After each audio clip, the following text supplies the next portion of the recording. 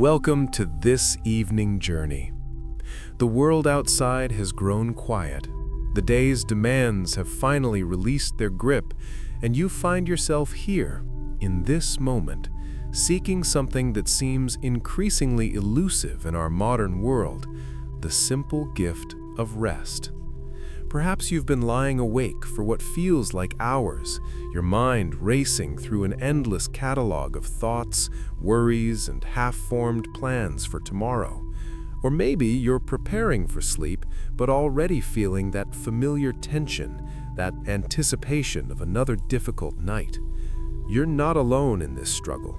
Millions of people across the world are experiencing this very same restlessness at this very moment. All of us connected in our shared human experience of seeking peace in the darkness.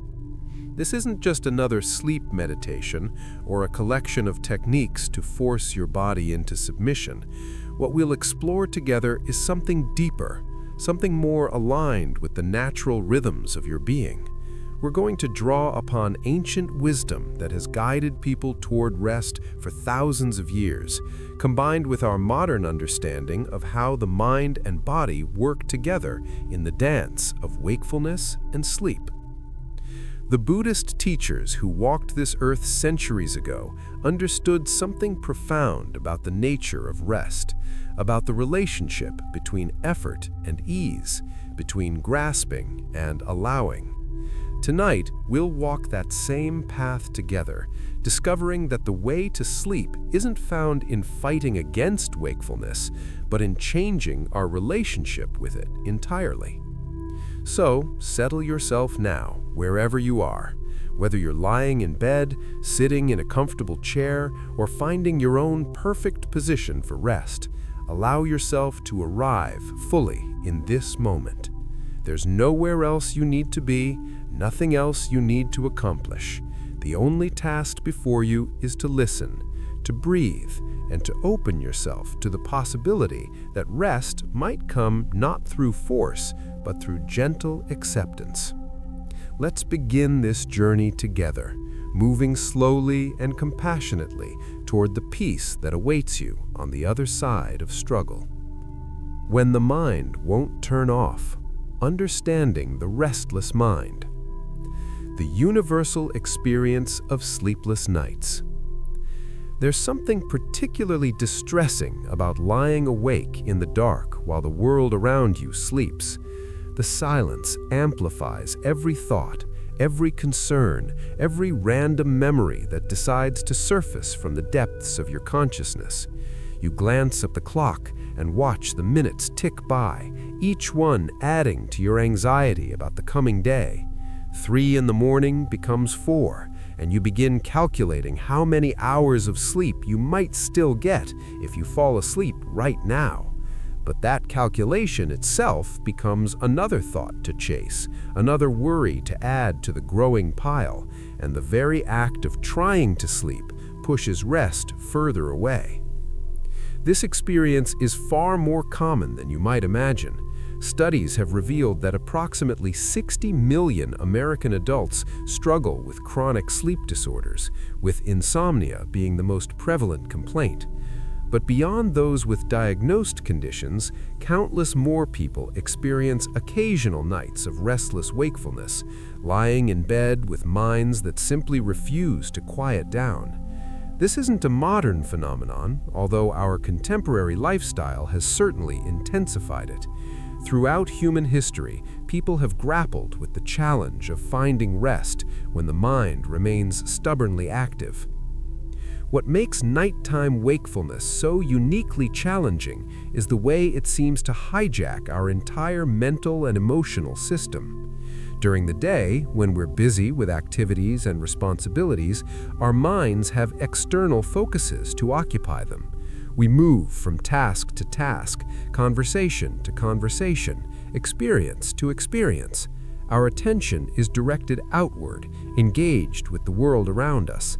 But at night, when we lie down to sleep, suddenly all those external distractions disappear.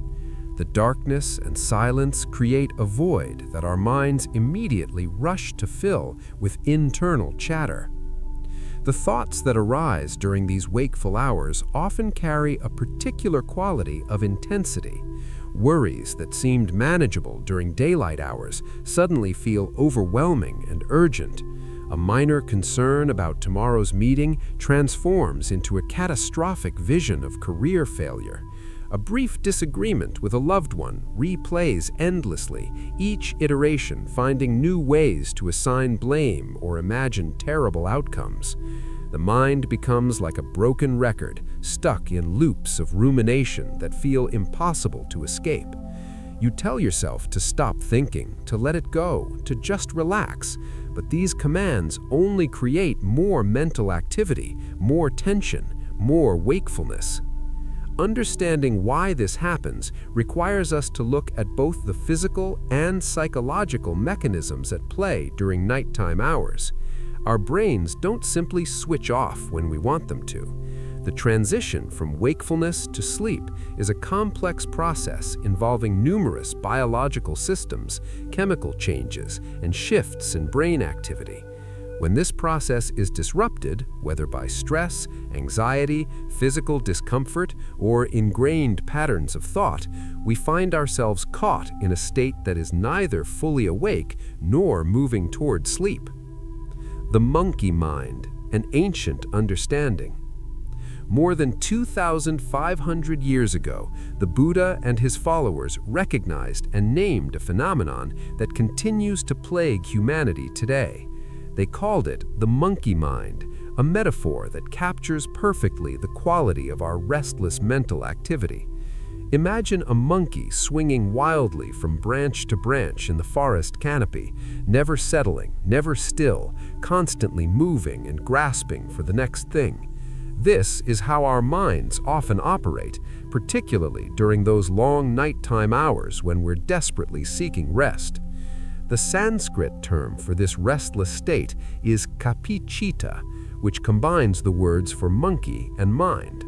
In Chinese Buddhism, it's known as Xinyuan, the mind monkey, while Japanese Zen practitioners refer to it as shinen, or heart-mind monkey. Across all these traditions, the understanding remains consistent.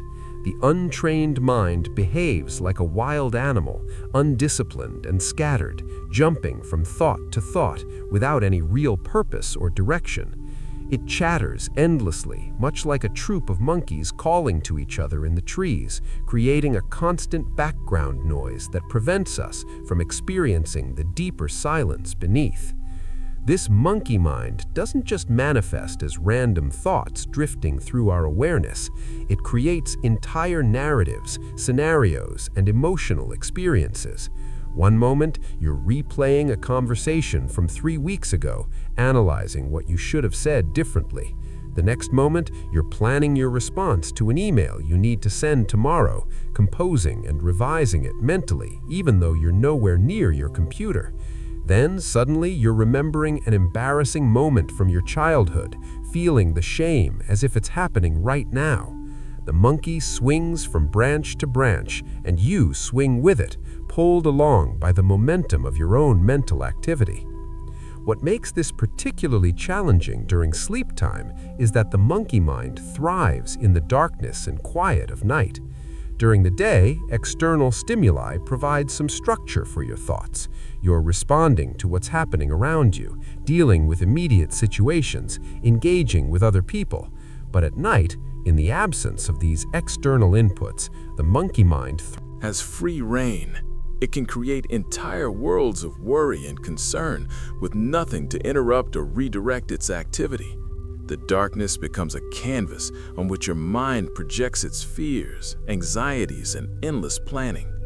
Buddhist psychology understood something crucial about this phenomenon. The monkey mind isn't inherently bad or wrong. It's simply the natural state of an untrained mind, doing what minds naturally do when left to their own devices. The problem isn't that you have thoughts, it's that you've never learned how to relate to those thoughts in a way that allows for peace and rest. You've been taught to fight against your thoughts, to suppress them, to force them to stop. But these strategies only strengthen the monkey's grip. The more you struggle with the monkey, the more wildly it swings. The ancient teachers also recognized that the monkey mind operates according to certain patterns and tendencies. It gravitates toward the past and the future, rarely resting in the present moment. It fixates on problems and threats, constantly scanning for danger or difficulties. It creates false urgencies, convincing you that you must solve every problem, plan every detail, resolve every uncertainty right now at 3 in the morning when you should be sleeping. The monkey mind is driven by a primitive survival instinct, always trying to keep you safe by anticipating threats and rehearsing responses. But in our modern world, this ancient protective mechanism often works against our well-being. Why thoughts intensify at night? To truly understand the phenomenon of nighttime mental activity, we need to explore the specific conditions that make thoughts feel so much more powerful and compelling during dark hours. This isn't just your imagination. There are real physiological and psychological reasons why your mind seems to operate differently at night, and understanding these mechanisms can help you relate to your nighttime experience with more compassion and less frustration. One of the primary factors is the natural fluctuation of stress hormones throughout the day. Cortisol, often called the stress hormone, follows a daily rhythm known as the diurnal cortisol pattern. In healthy individuals, cortisol levels peak in the early morning hours, helping you wake up and feel alert. Throughout the day, these levels gradually decline, reaching their lowest point in the evening and early night. This natural decrease in cortisol helps facilitate the transition to sleep, allowing your body and mind to relax and prepare for rest. However, for people experiencing stress, anxiety, or chronic sleep problems, this natural rhythm can become disrupted. Cortisol levels may remain elevated into the evening hours, or they may spike unexpectedly during the night. When cortisol is high, your body remains in a state of alertness, your mind stays active, and the systems responsible for producing sleep-promoting chemicals can't function properly. You might feel physically tired, but mentally wired, trapped in a frustrating contradiction where your body wants to sleep, but your mind refuses to cooperate. The timing of cortisol release is closely linked to your circadian rhythm, the internal 24-hour clock that regulates numerous biological processes. This rhythm is primarily synchronized by light exposure, with bright light in the morning signaling your brain that it's time to be awake and active. As evening approaches and light levels decrease, your brain should begin producing melatonin, the hormone that promotes sleepiness. But in our modern world, we're exposed to artificial light well into the evening hours, particularly the blue light emitted by electronic devices. This extended light exposure can suppress melatonin production and keep your brain in a state of alertness long after natural darkness has fallen. Beyond these hormonal factors, there are psychological reasons why nighttime thoughts feel so intense. During the day, your attention is distributed across numerous tasks and interactions. You're constantly shifting focus, responding to demands, processing information from your environment. This distribution of attention prevents any single thought or worry from dominating your awareness. But when you lie down to sleep and close your eyes, suddenly all that distributed attention becomes focused inward. Without external distractions to occupy your mind, your thoughts and concerns move to center stage, and they seem to grow larger and more significant simply because they're the only thing you're focusing on. The darkness itself plays a role in amplifying nighttime anxiety. Humans are primarily visual creatures, and when we can't see our surroundings clearly, our other senses and our internal monitoring systems become heightened. This is an evolutionary adaptation designed to keep us alert to dangers that might lurk in the darkness. But in the safety of our modern bedrooms, this heightened awareness turns inward. We become acutely conscious of our heartbeat, our breathing, the small sounds of our body. We notice sensations that we'd completely ignored during the day, and these sensations can trigger worry. A slight tightness in your chest becomes a health concern. A racing heartbeat becomes evidence of anxiety, which creates more anxiety, which makes your heart race faster. The silence of night contributes to this intensification as well. During the day, ambient noise provides a constant backdrop that helps mask our internal mental chatter. But in the quiet of night, every thought seems to echo and reverberate in your mind. There's nothing to drown out the voice of worry or anxiety. The silence creates space for thoughts to expand and multiply. And without the natural interruptions of daytime activity, these thoughts can spiral into increasingly negative or catastrophic patterns. Psychologists have identified a specific thought pattern that becomes particularly active at night: rumination. This is the tendency to repeatedly think about the same problems, concerns, or past events without moving toward any resolution. During the day, we might ruminate briefly before being pulled back into activity, but at night, rumination can continue unchecked for hours. You replay conversations, analyze decisions, rehearse confrontations, plan solutions to problems that may never occur. Each cycle of rumination reinforces neural pathways, making the pattern stronger and more automatic. Over time, your brain can be trained to ruminate whenever you lie down to sleep, creating a conditioned association between bedtime and worry. The cognitive state known as hyperarousal plays a significant role in nighttime wakefulness. When you're hyperaroused, your brain remains in a state of heightened mental activity, even when your body is trying to rest. Your thoughts move quickly, jumping from subject to subject. You feel mentally alert despite physical exhaustion. This state is often accompanied by heightened emotional reactivity, so small concerns trigger disproportionate emotional responses. Something that would barely register during the day becomes a major source of distress at night. Fear of sleeplessness itself becomes a powerful force maintaining wakefulness. As you lie awake watching the clock, you begin calculating how much sleep you'll get if you fall asleep right now. You start worrying about how tired you'll be tomorrow, how you'll perform at work, how you'll handle your responsibilities on insufficient sleep. This worry about sleep creates anxiety, and anxiety is fundamentally incompatible with the relaxed state necessary for sleep. You've created what psychologists call a vicious cycle. Sleeplessness causes anxiety about sleeplessness, which causes more sleeplessness, which increases anxiety. Breaking this cycle requires a fundamental shift in how you relate to wakefulness itself. Another factor that intensifies nighttime thoughts is the absence of problem-solving resources. During the day, if you're worried about something, you can usually take some action to address it. You can make a phone call, send an email, work on a project, talk to someone. Action provides a sense of control and forward momentum, but at night, most actions are unavailable to you. You can't call anyone, you can't work on most problems, you can't take practical steps to resolve concerns. This helplessness intensifies worry because your mind keeps trying to solve problems that can't be solved until morning. You're stuck in a planning mode that has no outlet, generating solutions and contingencies for situations you can't actually affect until the sun rises. The quality of our nighttime thoughts also differs from our daytime thinking. Research has shown that people experiencing insomnia tend to have more negatively biased thinking at night. Neutral situations are interpreted as threatening, minor problems are catastrophized, past mistakes are magnified.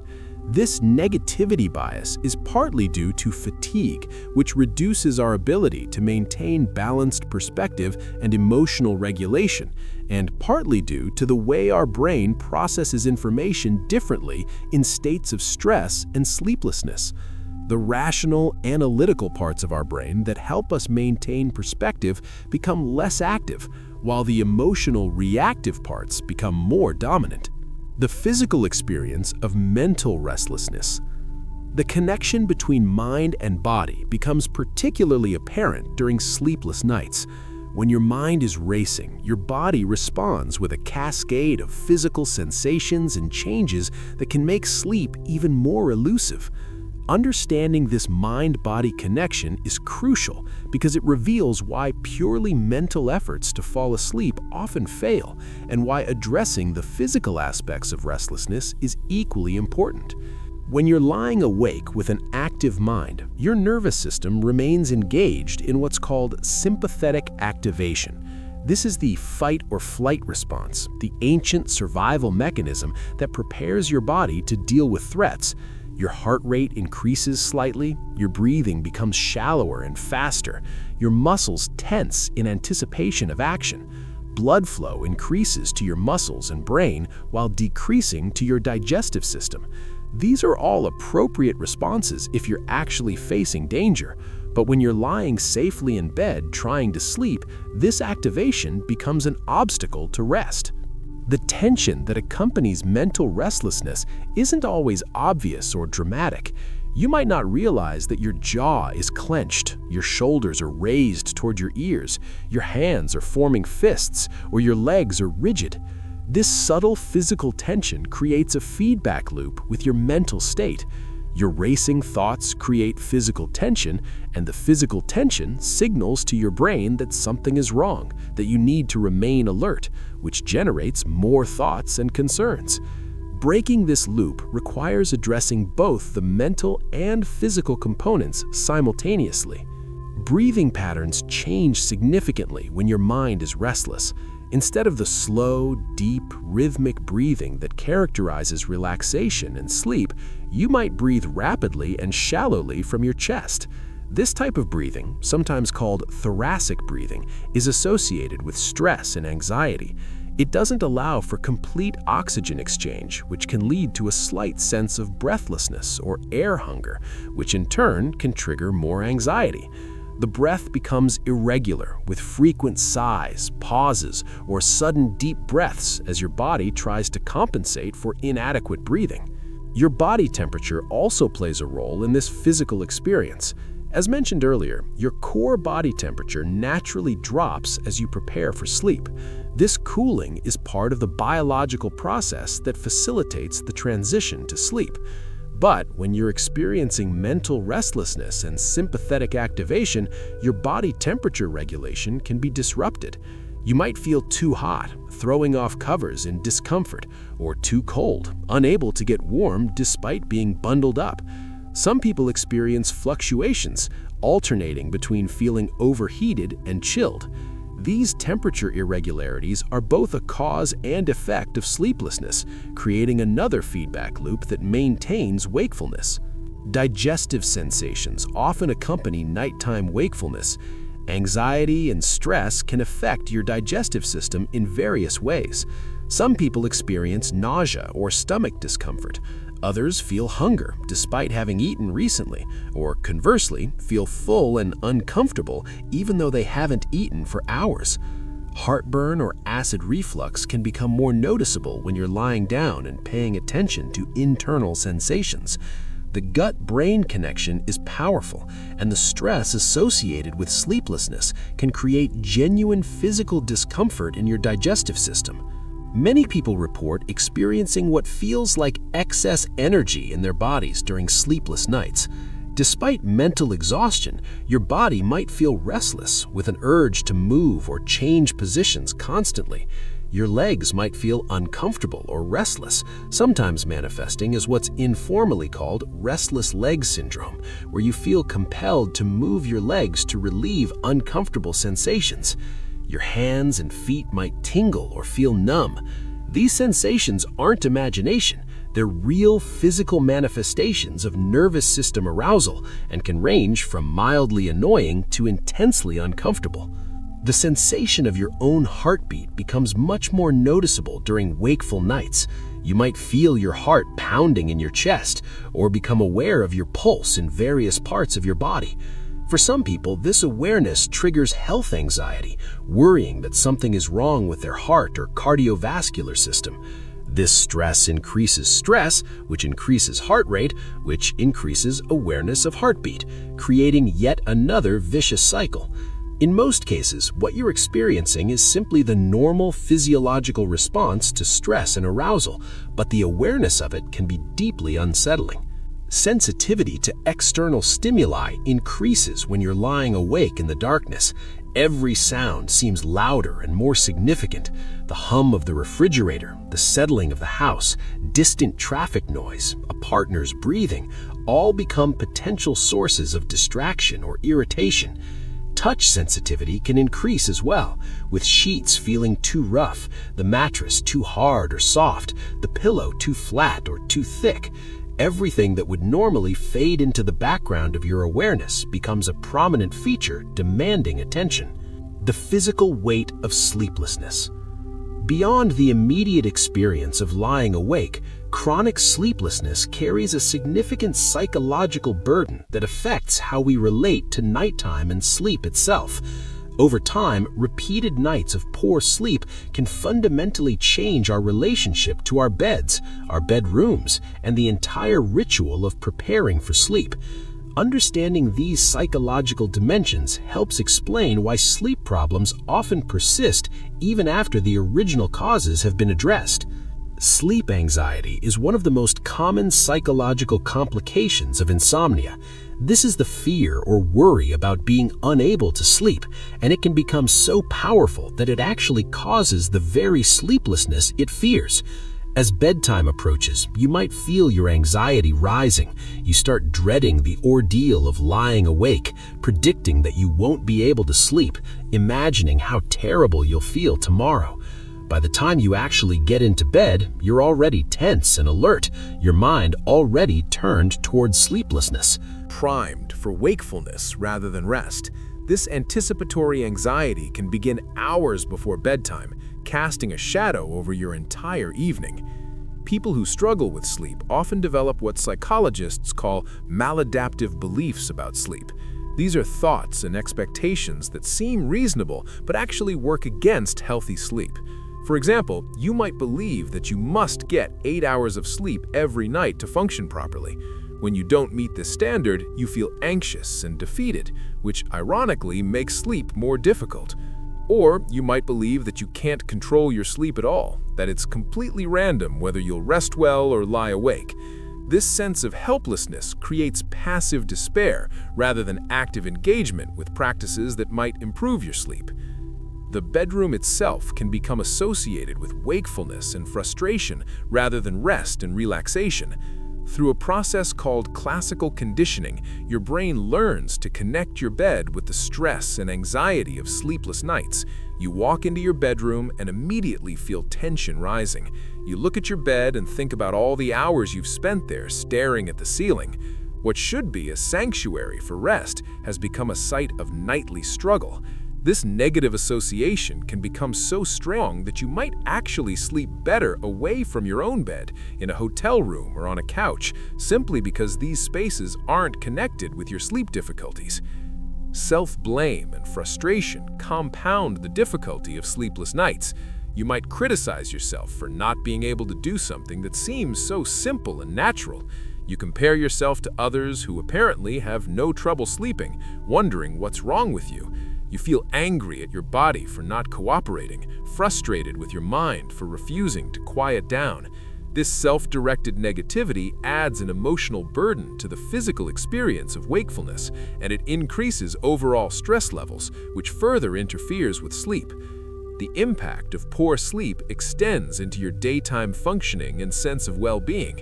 When you're sleep-deprived, you might experience difficulty concentrating, memory problems, emotional volatility, and decreased physical energy. Simple tasks feel harder, social interactions take more effort, and your overall mood tends toward the negative. These daytime difficulties then become additional sources of worry at night. You lie awake thinking about how poorly you performed during the day, dreading another day of struggling through in an exhausted fog. The nighttime and daytime aspects of sleep problems feed into each other, creating a larger cycle of distress. Relationships can suffer when sleep becomes an ongoing problem. You might feel irritable and short-tempered with loved ones due to fatigue. You might withdraw from social activities because you don't have the energy to engage.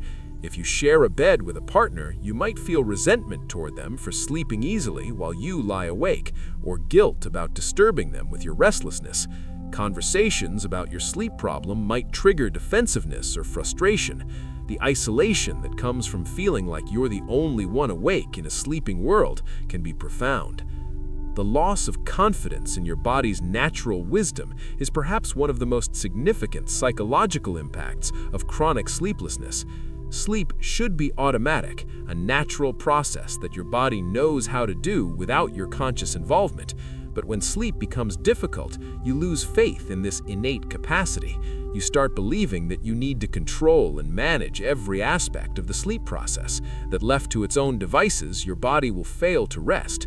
This loss of trust creates a hyper-vigilant approach to sleep, where you're constantly monitoring and evaluating your state, trying to force relaxation and rest, which paradoxically prevents the very letting go that sleep requires. The ancient wisdom of sleep. Buddhist teachings on rest and wakefulness.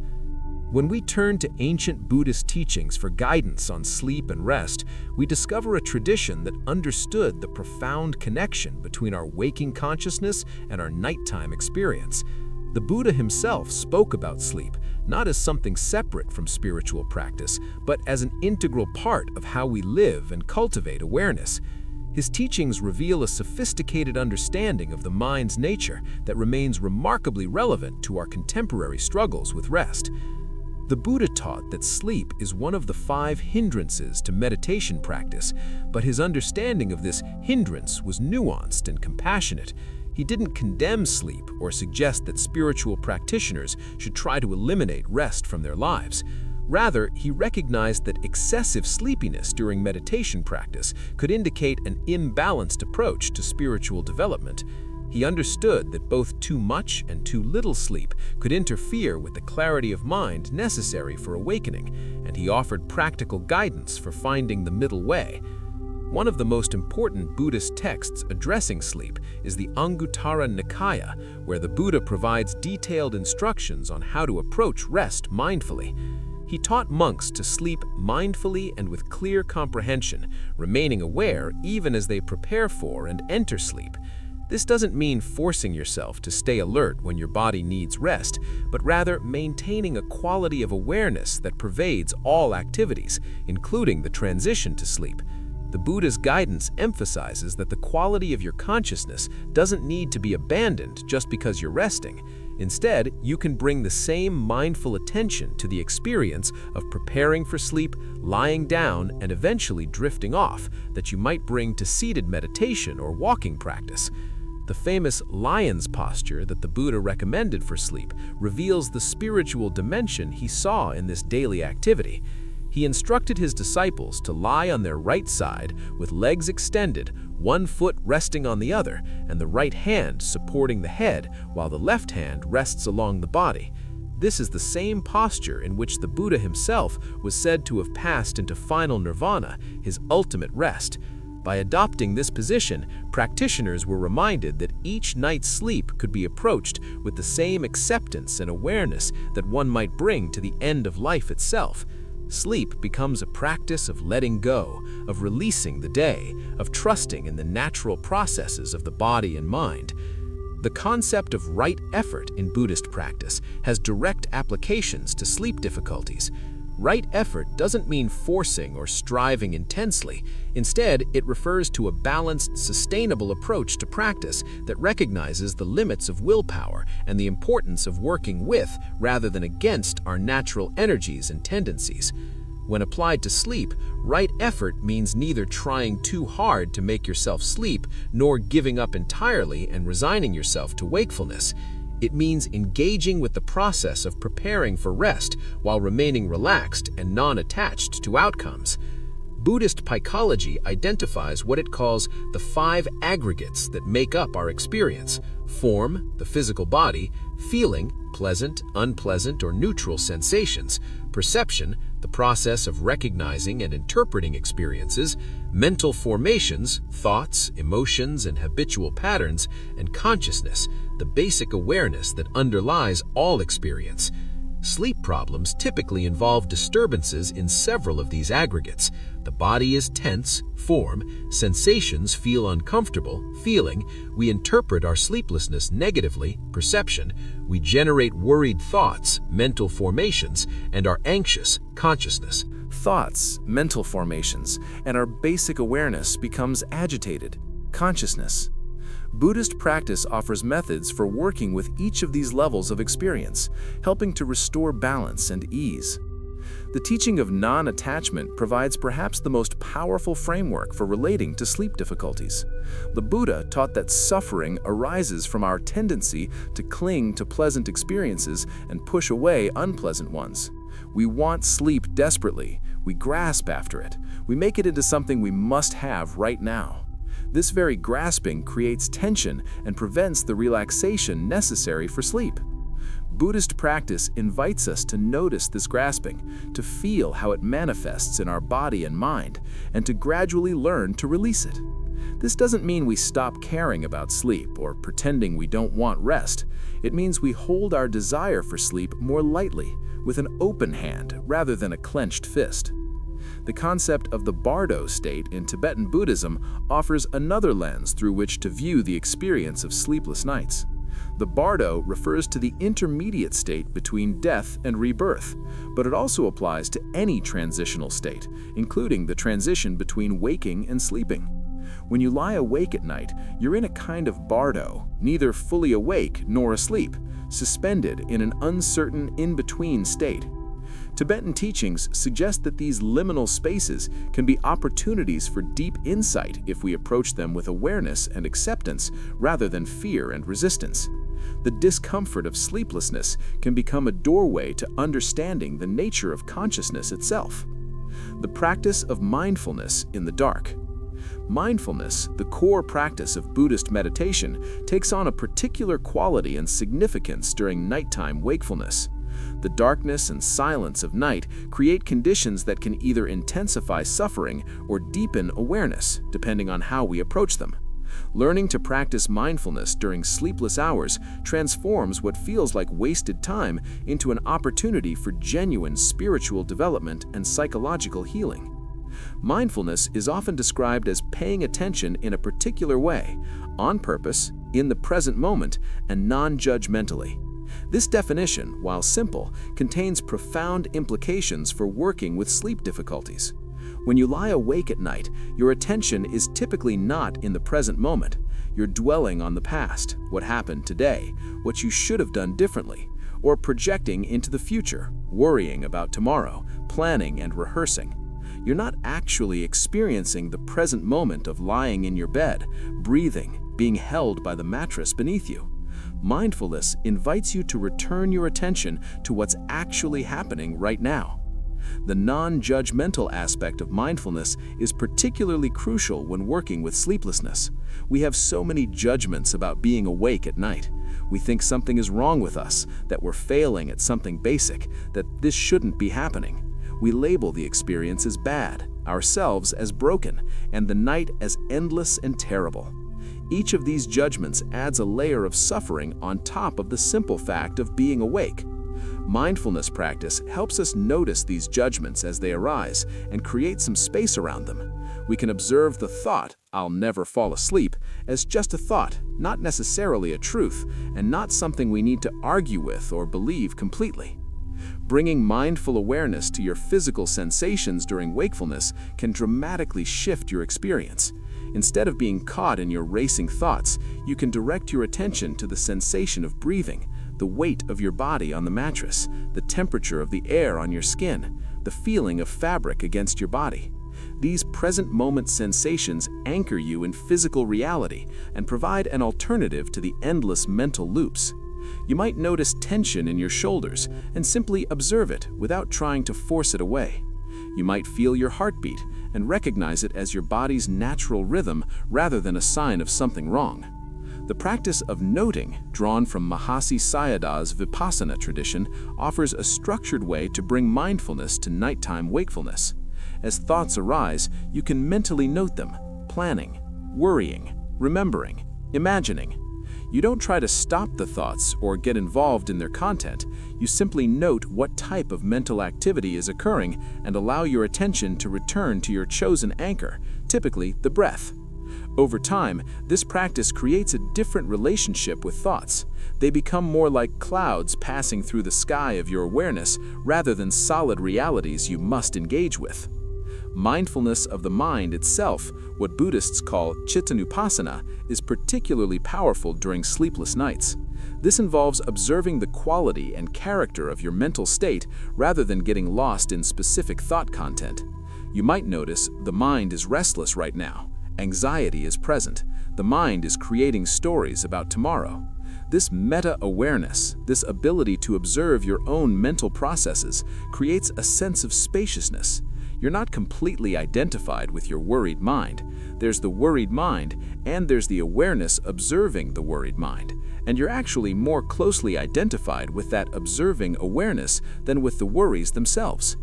The concept of bare attention or choiceless awareness can be especially helpful during long wakeful periods.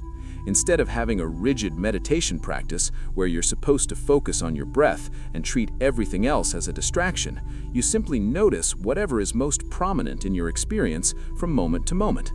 Right now, it might be the sound of wind outside. Now it's a thought about work. Now it's a sensation in your lower back. Now it's the feeling of the pillow beneath your head. You meet each experience with gentle awareness and allow it to pass naturally, making space for whatever comes next. This open, receptive quality of awareness can actually be more conducive to sleep than trying to focus intently on a single object. When you're forcing your attention to stay with the breath while pushing away all other experiences, you're creating a kind of mental tension that's incompatible with the letting go required for sleep.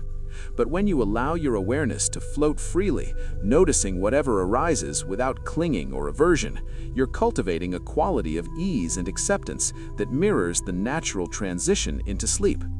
Buddhist teacher Thich Nhat Hanh offers a beautiful practice for working with sleeplessness through mindfulness. He suggests mentally reciting phrases in rhythm with your breathing. Breathing in, I calm my body. Breathing out, I relax. Or, breathing in, I am aware of my breath. Breathing out, I smile. These simple phrases serve multiple purposes. They give your mind something gentle to focus on, preventing it from spinning into worry or planning. They connect your awareness with your breath, helping to slow and deepen your breathing naturally. They remind you that you have some agency in this moment, that you can choose to bring calm and ease to your experience, even if you can't control whether you fall asleep. The practice of loving kindness or metta-meditation can be profoundly soothing during nighttime wakefulness. Instead of fighting with your sleepless state, you can offer yourself compassion and kindness. You might mentally say phrases like, "May I be peaceful. May I be safe.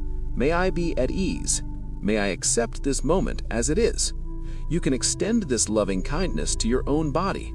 May my body rest. May my muscles soften. May my nervous system find balance. You can even offer loving kindness to the sleeplessness itself. May this state of being awake be peaceful. Kindness to your restless mind. May my mind find peace. May my thoughts settle like dust in still water. May I be patient with my own process. This practice of self-compassion shifts the entire emotional tone of being awake. Instead of being at war with yourself, frustrated and angry about your inability to sleep, you're being a friend to yourself. You're acknowledging that this is difficult, that you're struggling, and that you deserve gentleness and care. This shift from self-criticism to self-compassion alone can reduce the anxiety that maintains wakefulness. Your nervous system responds to kindness, even kindness directed toward yourself, by beginning to release its defensive posture. Letting go of control. One of the deepest teachings in Buddhism and one of the most relevant to sleep difficulties is the wisdom of letting go. The Pali word upekkha is often translated as equanimity, but it contains the sense of letting go, releasing control, accepting what is.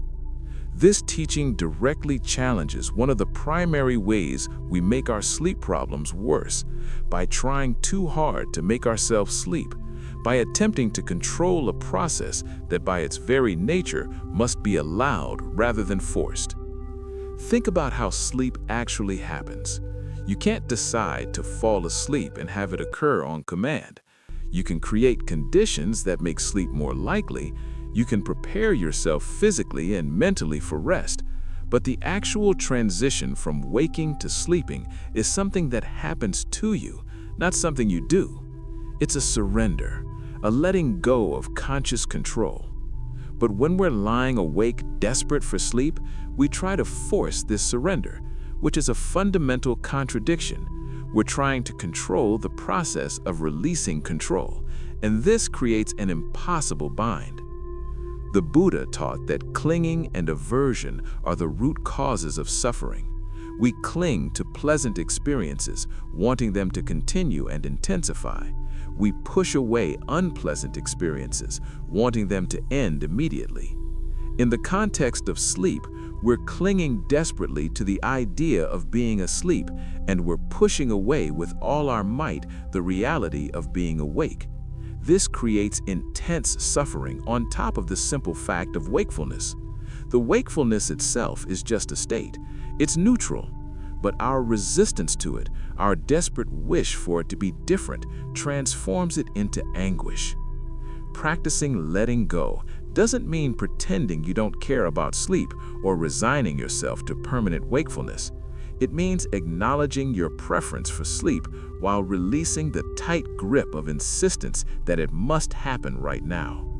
It's holding your desire more lightly, with an open hand.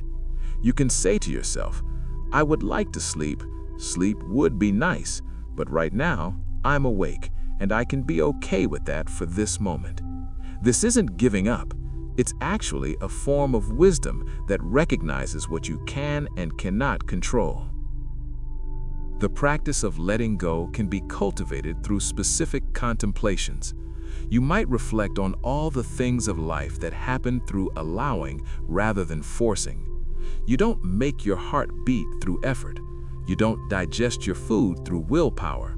You don't grow your hair through determination. Your body knows how to do countless things without your conscious control, and sleep is one of these things. By trying to micromanage the sleep process, you're interfering with your body's natural wisdom. Letting go means trusting that your body knows how to rest, and that by creating supportive conditions and then getting out of the way, you give sleep the space to arrive naturally. This teaching connects to the Buddhist understanding of not-self, or anatta. One reason we struggle so much with letting go is that we're deeply identified with being in control. We think, I must make sleep happen. I must fix this problem. I must figure out the right technique or approach. But from a Buddhist perspective, this I that thinks it's in control is itself a construction, a pattern of thoughts and beliefs rather than a fixed, solid entity. When you observe your experience closely, you see that thoughts arise on their own, feelings come and go, sensations appear and disappear. Where exactly is the you that's supposed to be controlling all of this? Seeing through the illusion of the controlling self doesn't mean you become passive or helpless. Instead, you recognize that you're part of a much larger process. Your conscious will is one factor among many that influences your experience, but it's not the all-powerful director you might imagine it to be. This recognition can bring tremendous relief. You don't have to carry the entire burden of making yourself sleep. You can do your part by creating good conditions, bringing awareness and kindness to your experience, and then trusting in the natural processes of your body and mind. The practice of surrender, so central to many spiritual traditions, finds particular application in working with sleep. Each night as you prepare for rest can become a practice of surrendering the day, surrendering your need to control, surrendering into the mystery of consciousness shifting from waking to sleeping. you're literally practicing letting go of consciousness itself, which is perhaps one of the most profound spiritual practices we engage in regularly without recognizing it as such. The Buddhist tradition has long recognized sleep and dreams as states of consciousness that could teach us about the nature of consciousness and the possibility of release from suffering. Historical perspectives on rest and wakefulness. Looking at how different Buddhist traditions have approached sleep and rest throughout history reveals a rich diversity of perspectives and practices. In early Buddhist communities, the schedule of practice included specific times for rest, but also emphasized wakefulness as a spiritual practice. Monks and nuns were encouraged to spend part of the night in meditation, deliberately sacrificing some sleep in service of deeper awakening. This wasn't meant as sleep deprivation, but as a way of working skillfully with the changing energies and consciousness of different times of day and night. The middle watch of the night, roughly from 10 in the evening until 2 in the morning, was considered a particularly potent time for meditation practice. During these quiet hours, when most of the world slept, practitioners could experience a particular quality of stillness and concentration. But this practice was balanced with adequate rest during other hours. The Buddha himself spoke against the extreme asceticism that some practitioners engaged in, including those who tried to eliminate sleep entirely. He taught that the body needs rest, that neglecting physical health interferes with spiritual development, and that the middle way between indulgence and deprivation is the path to awakening. In Zen Buddhism, there developed a famous practice called sitting through the night, or yaza in Japanese. This involved meditating throughout the entire night without sleeping, usually done during intensive retreat periods. But this practice was never meant to be a regular occurrence. It was an occasional intensive that practitioners would undertake when their practice was strong and their body was well rested. The purpose wasn't to prove something through endurance, but to explore the depths of consciousness available when one remains aware throughout the entire night. Tibetan Buddhism developed sophisticated teachings about sleep and dreams, recognizing them as states of consciousness that could be used for spiritual development. The practice of dream yoga involves maintaining awareness during dreams, recognizing the dream state while still dreaming, and using this recognition to understand the illusory nature of all experience. Sleep yoga takes this even further, attempting to maintain a thread of awareness through deep sleep itself. These advanced practices aren't relevant for most people struggling with insomnia, but they reflect a tradition that saw sleep and wakefulness not as opposing states, but as a continuum of consciousness that could all be worked with skillfully. In the forest tradition of Thailand, monks would often practice walking meditation late into the night or sleep in meditation posture sitting upright. The renowned teacher Ajahn Chah would sometimes remind students that excessive concern about sleep was itself a form of attachment. He taught that if you create the right conditions, eat moderately, exercise appropriately, and maintain good practice, sleep will take care of itself. When students complained about insomnia, he might ask them to examine whether they were creating the problem through excessive worry about sleep itself. Chinese Chan Buddhism developed a different approach, emphasizing naturalness and spontaneity. The great Chan masters taught that you should eat when hungry, sleep when tired, without overthinking or creating problems where none existed. This ordinary mind teaching suggested that sleep difficulties often arise from treating sleep as a problem to be solved rather than a natural process to be allowed. The more you think about sleep, analyze it, try to improve it, the more you separate yourself from the simple bodily wisdom that knows how to rest. The Thai forest master Ajahn Mun would reportedly sleep very little, sometimes only 2 or 3 hours a night, but he never seemed exhausted or unwell. Students asked him how he managed this, and he explained that his mind was so clear and at ease throughout the day that his body required less sleep. He wasn't forcing himself to stay awake or proving his spiritual advancement through sleep deprivation. Rather, when you're not constantly agitating your mind with worry, planning, and mental proliferation, your nervous system remains more balanced and requires less recovery time through sleep. This teaching suggests that our modern sleep difficulties might be partly due to the intense mental activity we engage in throughout our waking hours. In Japanese Zen, there's a teaching story about a student who complained to his master about difficulty sleeping. The master asked, "When you can't sleep, what do you do?" The student replied, "I toss and turn, I worry, I watch the clock." The master said, "There's your problem. When you can't sleep, simply lie there awake. Be awake fully and completely. Stop trying to be asleep when you're awake." This teaching points to the suffering we create by not accepting our present state, always wanting to be somewhere other than where we are. Throughout Buddhist history, there have been teachings about the 4 postures of practice: sitting, walking, standing, and lying down. The instruction is to maintain awareness in all 4 postures, not just during formal meditation. This means that lying down to rest can itself be a meditative practice if approached with the right quality of awareness. You're not failing at practice when you lie down, you're simply continuing practice in a different posture. This perspective can help people who struggle with sleep to see their time in bed not as wasted hours of failure, but as an opportunity for a different kind of practice. The Buddha's guidance on rest. The historical Buddha provided specific, practical guidance about sleep that can inform our contemporary approach to rest.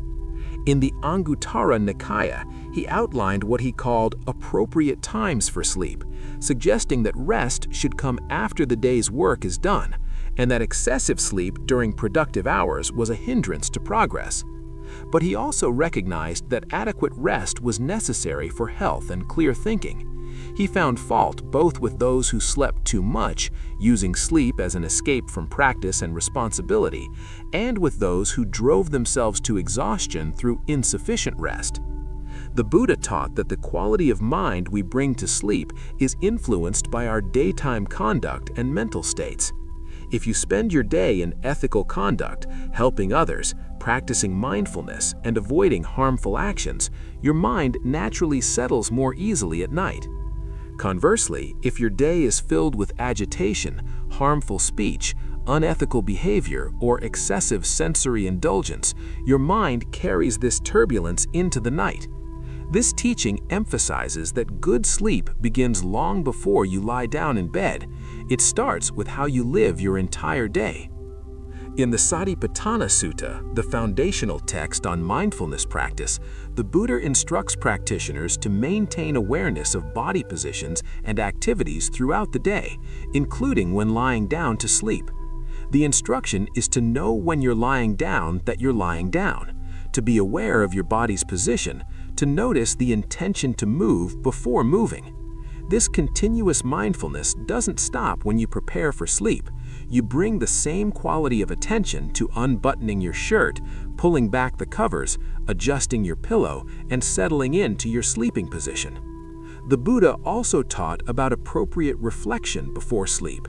He suggested reviewing your day, acknowledging actions you feel good about, and recognizing where you fell short of your values, but doing this with wisdom and self-compassion rather than harsh self-criticism. This evening reflection serves multiple purposes. It prevents unexamined guilt or worry from festering in your unconscious mind. It reinforces your commitment to living according to your values. It creates a sense of completion with the day, allowing you to let it go and turn toward rest. This teaching has influenced many contemporary practices of evening journaling or gratitude before bed. Regarding the actual process of falling asleep, the Buddha's guidance emphasizes non-striving and natural rhythm.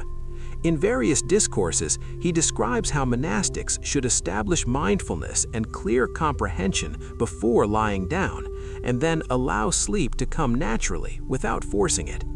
There's a recognition that sleep is not something you do, but something that happens when conditions are right. Your role is to create those conditions through ethical living, moderate eating, adequate exercise, and mental clarity, and then to allow the natural process to unfold. The Buddha spoke about the importance of moderation in all things, including sleep. He taught the middle way between extremes, which applies to rest as much as any other aspect of life. Too much sleep leads to dullness, sluggishness, and wasted time. Too little sleep leads to exhaustion, poor health, and decreased mental clarity. The goal is to find the amount of sleep that your particular body needs, which varies from person to person. Some people naturally need more rest, others function well on less. The key is honest self-observation, rather than adhering to some arbitrary standard about how much sleep you should need. In teachings about the hindrances to meditation, the Buddha addressed torpor and sloth as obstacles to practice, but he also provided remedies that acknowledge the body's need for rest. If you're genuinely exhausted, trying to meditate through sheer willpower is counterproductive. The Buddha suggested that sometimes the appropriate response to drowsiness is actually to rest, to take care of your body's needs, and then return to practice when you're refreshed. This practical wisdom recognizes that spiritual practice must be grounded in the reality of being embodied beings with physical needs. There are several accounts in the Buddhist scriptures of the Buddha himself resting. He wasn't a superhuman figure who transcended the need for sleep. He is described as lying down to rest during the heat of the day, as taking time for quiet seclusion and renewal. These accounts normalize rest as part of even an enlightened life. They suggest that needing sleep isn't a weakness or a spiritual failure. It's simply part of being human, and even the most awakened beings honor this need. The science behind sleeplessness. Understanding sleep cycles and rhythms. To work skillfully with sleep difficulties, it helps to understand the biological mechanisms that govern our sleep and wakefulness. Sleep isn't a simple on-off state, but rather a complex, highly orchestrated process involving multiple brain systems, hormones, and biological rhythms. When we understand what's actually happening in our bodies and brains during the sleep cycle, we can work more intelligently with the process rather than against it. Sleep occurs in cycles lasting approximately 90 to 110 minutes, and we typically go through 4 to 6 of these cycles each night. Each cycle consists of several distinct stages, each characterized by different brainwave patterns and serving different restorative functions. The first stage is a light transitional phase, lasting only a few minutes, where you drift from wakefulness into sleep. Brain waves begin to slow from their waking beta frequency into slower alpha and theta waves. This is when you might experience those sudden jerking sensations called hypnic jerks, as your muscles relax and your body begins to transition into sleep. Stage 2 sleep makes up about half of your total sleep time. During this stage, your heart rate slows, your body temperature drops, and your brain produces distinctive patterns called sleep spindles and K complexes. These brainwave patterns are thought to play a role in memory consolidation and protecting sleep from external disruptions. You're more deeply asleep than in stage 1, but still relatively easy to wake. This stage is important for consolidating procedural memories and motor skills. Stages 3 and 4, often combined and called slow wave sleep or deep sleep, are when the most powerful physical restoration occurs. Your brain produces slow, high-amplitude delta waves. Blood pressure drops. Breathing becomes slower and more regular, and blood flow increases to your muscles. This is when your body repairs tissues, builds bone and muscle, and strengthens the immune system. Growth hormone is released primarily during deep sleep. It's very difficult to wake someone from deep sleep, and if awakened, they typically feel groggy and disoriented. Deep sleep is concentrated in the early part of the night, with the first sleep cycle containing the longest period of slow-wave sleep. After deep sleep, you enter REM sleep, which stands for rapid eye movement. This is the stage most associated with vivid dreaming, though dreams can occur in other stages as well. During REM sleep, your brain becomes nearly as active as when you're awake, but your voluntary muscles are temporarily paralyzed to prevent you from acting out your dreams.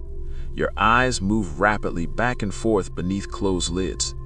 REM sleep appears to be crucial for emotional regulation, memory consolidation, particularly of emotional memories and creative insights, and brain development. The first REM period might last only a few minutes, but as the night progresses, REM periods become longer, with the final REM period sometimes lasting up to an hour. This cyclical pattern of moving through stages of increasingly deep sleep and then into REM before cycling back creates a natural architecture to the night. Understanding this architecture helps explain some common sleep experiences. If you wake up frequently during the night, it might be happening during the natural brief awakenings that occur between sleep cycles. These brief arousals are normal, and usually we don't remember them, but anxiety or hyperarousal can transform these natural transitions into full wakefulness. If you wake feeling unrested despite sleeping for what seems like adequate time, you might not be getting enough deep sleep, or your sleep architecture might be disrupted, with more time spent in light stages. The drive to sleep is regulated by two main processes working in tandem. The first is called sleep homeostasis, or sleep pressure. This is the increasing need for sleep that builds the longer you're awake. Adenosine, a neurotransmitter that accumulates in your brain throughout the day, creates this sleep pressure. The longer you've been awake, the more adenosine builds up, and the sleepier you feel. When you sleep, adenosine levels decrease.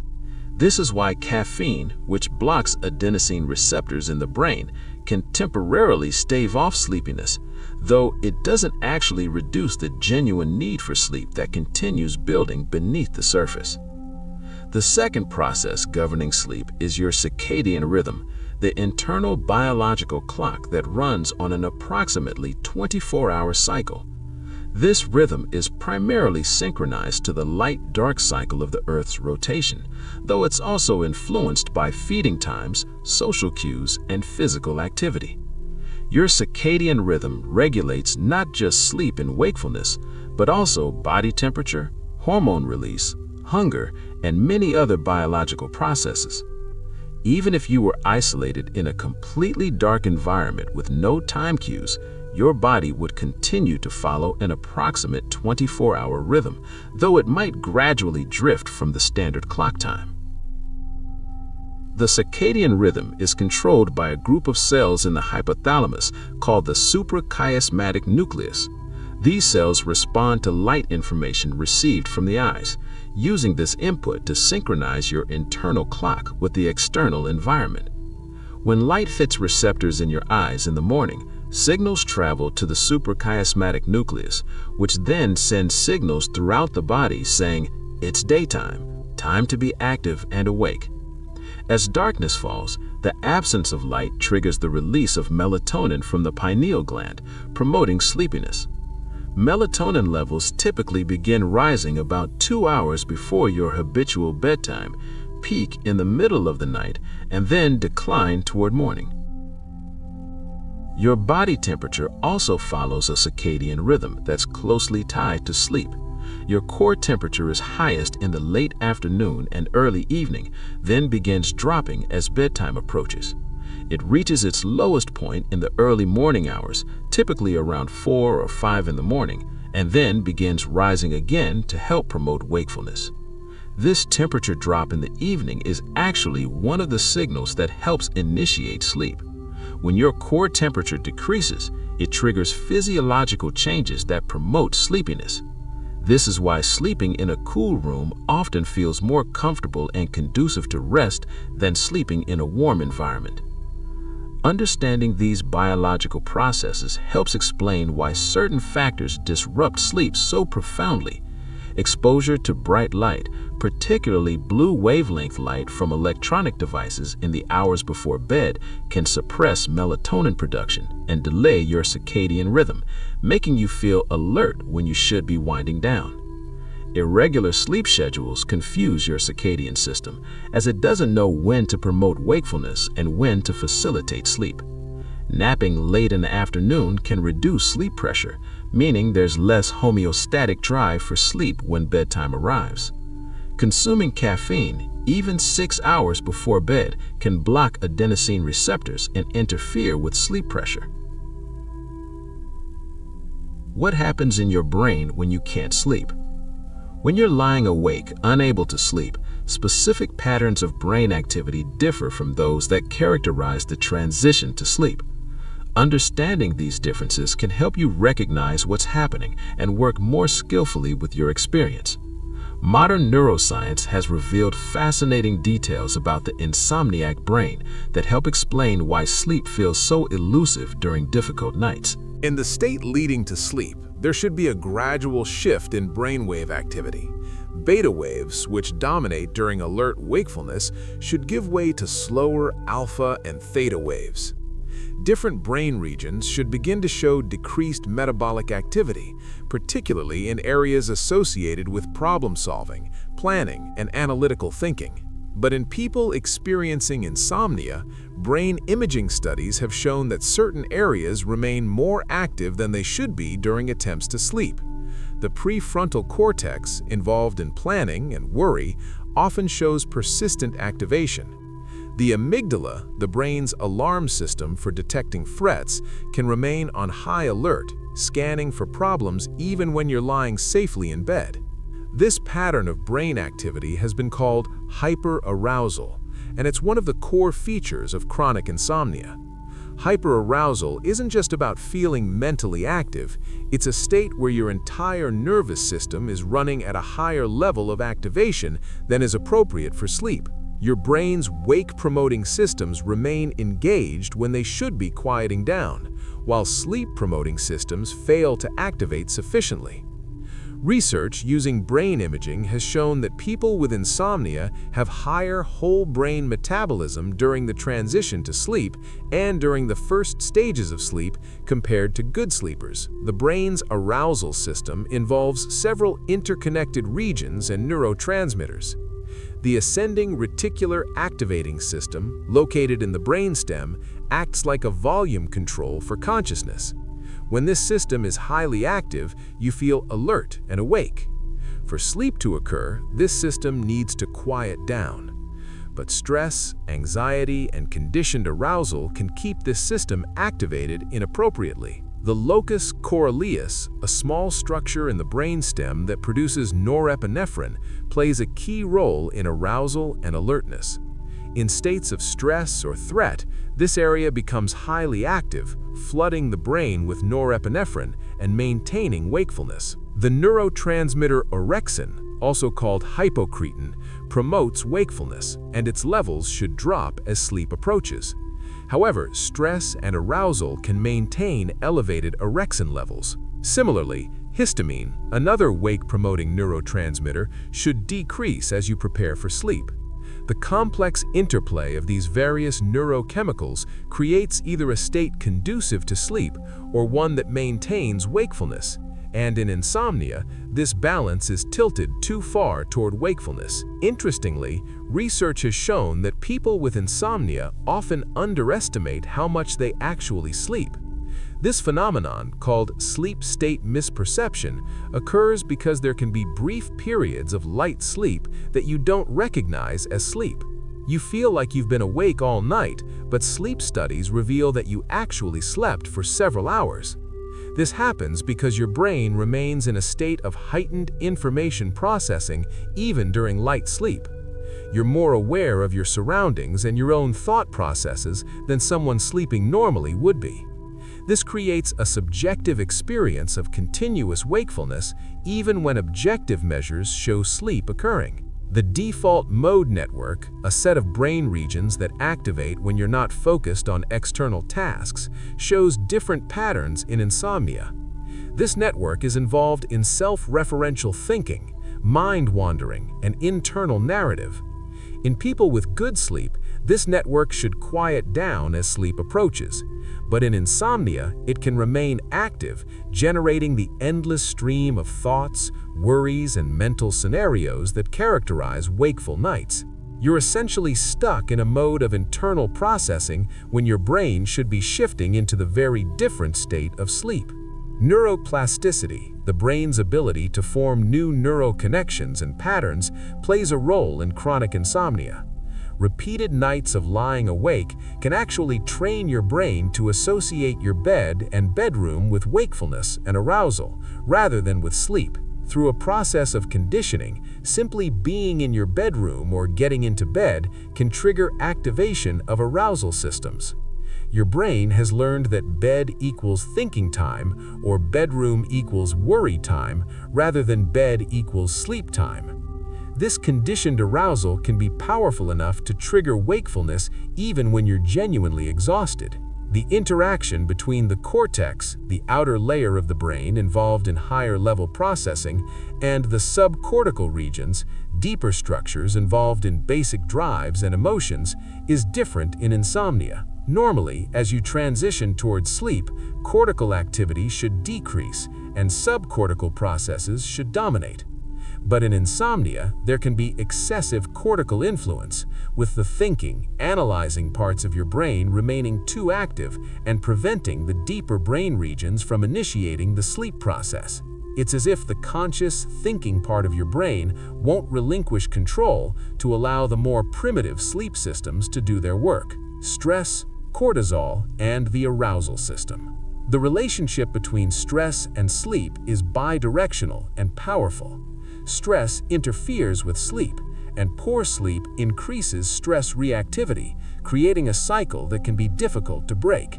Understanding the stress response system and its impact on sleep provides crucial insights into why modern life seems to create so many sleep difficulties, and what we might do to interrupt this cycle. Cortisol, often called the stress hormone, plays a central role in this relationship. This hormone is produced by the adrenal glands and serves many important functions in the body, including regulating metabolism, blood pressure, blood sugar levels, and immune function. Cortisol also helps you respond to threats and challenges by increasing energy availability and sharpening mental focus. In a healthy system, cortisol follows a clear daily pattern called the cortisol awakening response. Levels are lowest in the middle of the night, begin rising in the early morning hours before you wake, spike sharply in the first 30 to 45 minutes after waking, and then gradually decline throughout the day, reaching their lowest again by evening. This natural cortisol rhythm supports good sleep in several ways. The low evening levels allow your body to enter a more relaxed state conducive to sleep. The gradual rise in the early morning helps facilitate waking. But chronic stress, anxiety, and poor sleep itself and various lifestyle factors can disrupt this pattern. Some people with insomnia show elevated cortisol levels in the evening when levels should be low. Others show a flattened curve with less variation between morning peaks and evening troughs. These disrupted patterns can maintain wakefulness when you should be sleeping and contribute to the feeling of being tired but wired. When you perceive a threat or stressor, whether physical danger or psychological worry, your brain activates the hypothalamic pituitary adrenal axis. The hypothalamus releases corticotropin-releasing hormone, which signals the pituitary gland to release adrenocorticotropin hormone, which in turn signals the adrenal glands to produce cortisol. This cascade happens within seconds to minutes, preparing your body for action. Your heart rate increases, blood pressure rises, glucose is released into your bloodstream for quick energy, and your senses sharpen. This is the famous fight or flight response, and it's incompatible with sleep. The problem in modern life is that this stress response system, which evolved to deal with acute physical threats, gets triggered by psychological and social stressors that don't have simple physical solutions. Worrying about your finances, relationship conflicts, work deadlines, health concerns, global events, All of these can activate your stress response just as effectively as facing a predator would. But like no predator that you can either fight or flee from, these modern stressors often can't be resolved through physical action, especially not at 3 in the morning when you're lying in bed. So you're left with an activated stress response and nowhere for that activation to go. Chronic activation of the stress response leads to what's called allostatic load, essentially the wear and tear on your body from repeated or prolonged stress. This can include changes in the sensitivity of cortisol receptors, alterations in immune function, increased inflammation, and changes in brain structure, particularly in areas like the hippocampus, which is involved in memory and emotion regulation. High allostatic load is associated with numerous health problems, and it significantly disrupts sleep architecture, reducing time spent in deep restorative sleep and increasing nighttime awakenings. The amygdala, often called the brain's fear center, plays a crucial role in the stress response and its impact on sleep. This almond-shaped structure evaluates incoming information for potential threats and triggers emotional responses. When the amygdala detects something it interprets as threatening, it can activate the stress response before your conscious mind has even fully processed what's happening. This is useful when facing genuine danger, but it becomes problematic when the amygdala is overactive or responding to threats that aren't actually present. In people with anxiety and insomnia, research has shown heightened amygdala reactivity. The amygdala responds more strongly to potential threats, both real and imagined, and it's slower to calm down once activated. This means that minor worries can trigger significant stress responses, and these responses persist longer than they should. When you lie down to sleep, your amygdala might interpret the quiet and darkness as potentially threatening, maintaining vigilance when you should be relaxing into rest. Ruminating about tomorrow's challenges can activate the amygdala as if those future events were immediate threats happening right now. The prefrontal cortex, the most evolutionarily recent part of the human brain, normally helps regulate the amygdala, providing context and perspective that can calm the stress response. When you're well rested and not overwhelmed, your prefrontal cortex can effectively say to your amygdala, "That's not actually dangerous, we can relax." But sleep deprivation and chronic stress impair prefrontal cortex function, reducing its ability to regulate the amygdala. This creates a situation where your stress response is both more easily triggered and less effectively regulated, leading to greater anxiety and more sleep disruption. Norepinephrine, also called noradrenaline, is another key player in the stress and arousal system. This neurotransmitter and hormone is released during stress and increases heart rate, blood pressure, and alertness. It sharpens attention and enhances memory formation, which is useful during genuine emergencies, but problematic when you're trying to sleep. High levels of norepinephrine keep your brain in a state of vigilant awareness, scanning for problems and processing information actively. For sleep to occur, norepinephrine levels need to decrease, allowing your nervous system to shift into a more relaxed mode. The sympathetic and parasympathetic branches of the autonomic nervous system work in opposition to regulate arousal. The sympathetic system drives the fight-or-flight response, while the parasympathetic system promotes rest and digest functions. Healthy sleep requires a shift from sympathetic to parasympathetic dominance, but chronic stress can keep the sympathetic system overactive or prevent adequate parasympathetic activation. Some people spend most of their day with an overactive sympathetic system, constantly running in a state of mild to moderate arousal. By the time they try to sleep, their nervous system has lost the flexibility to make the switch to parasympathetic dominance. Heart rate variability, the variation in time intervals between heartbeats, provides a measure of autonomic nervous system balance. Higher variability generally indicates better parasympathetic activation and greater stress resilience. Lower variability suggests sympathetic dominance and reduced flexibility in responding to stress. People with insomnia often show reduced heart rate variability, suggesting their autonomic nervous system is stuck in a more rigid pattern tilted toward arousal.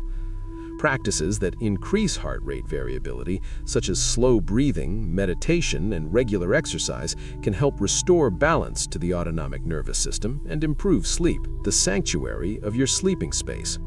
Creating the ideal environment.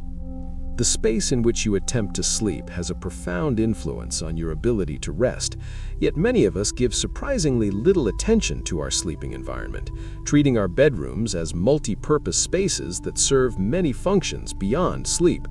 Your bedroom might double as an office, an entertainment center, a storage room, and only incidentally as a place to rest. The physical environment you create for sleep matters far more than you might imagine. Research has shown that bedroom conditions, including temperature, air quality, light, and sound, significantly impact sleep efficiency and quality. The temperature of your sleeping space stands as one of the most critical factors influencing your ability to fall asleep and stay asleep.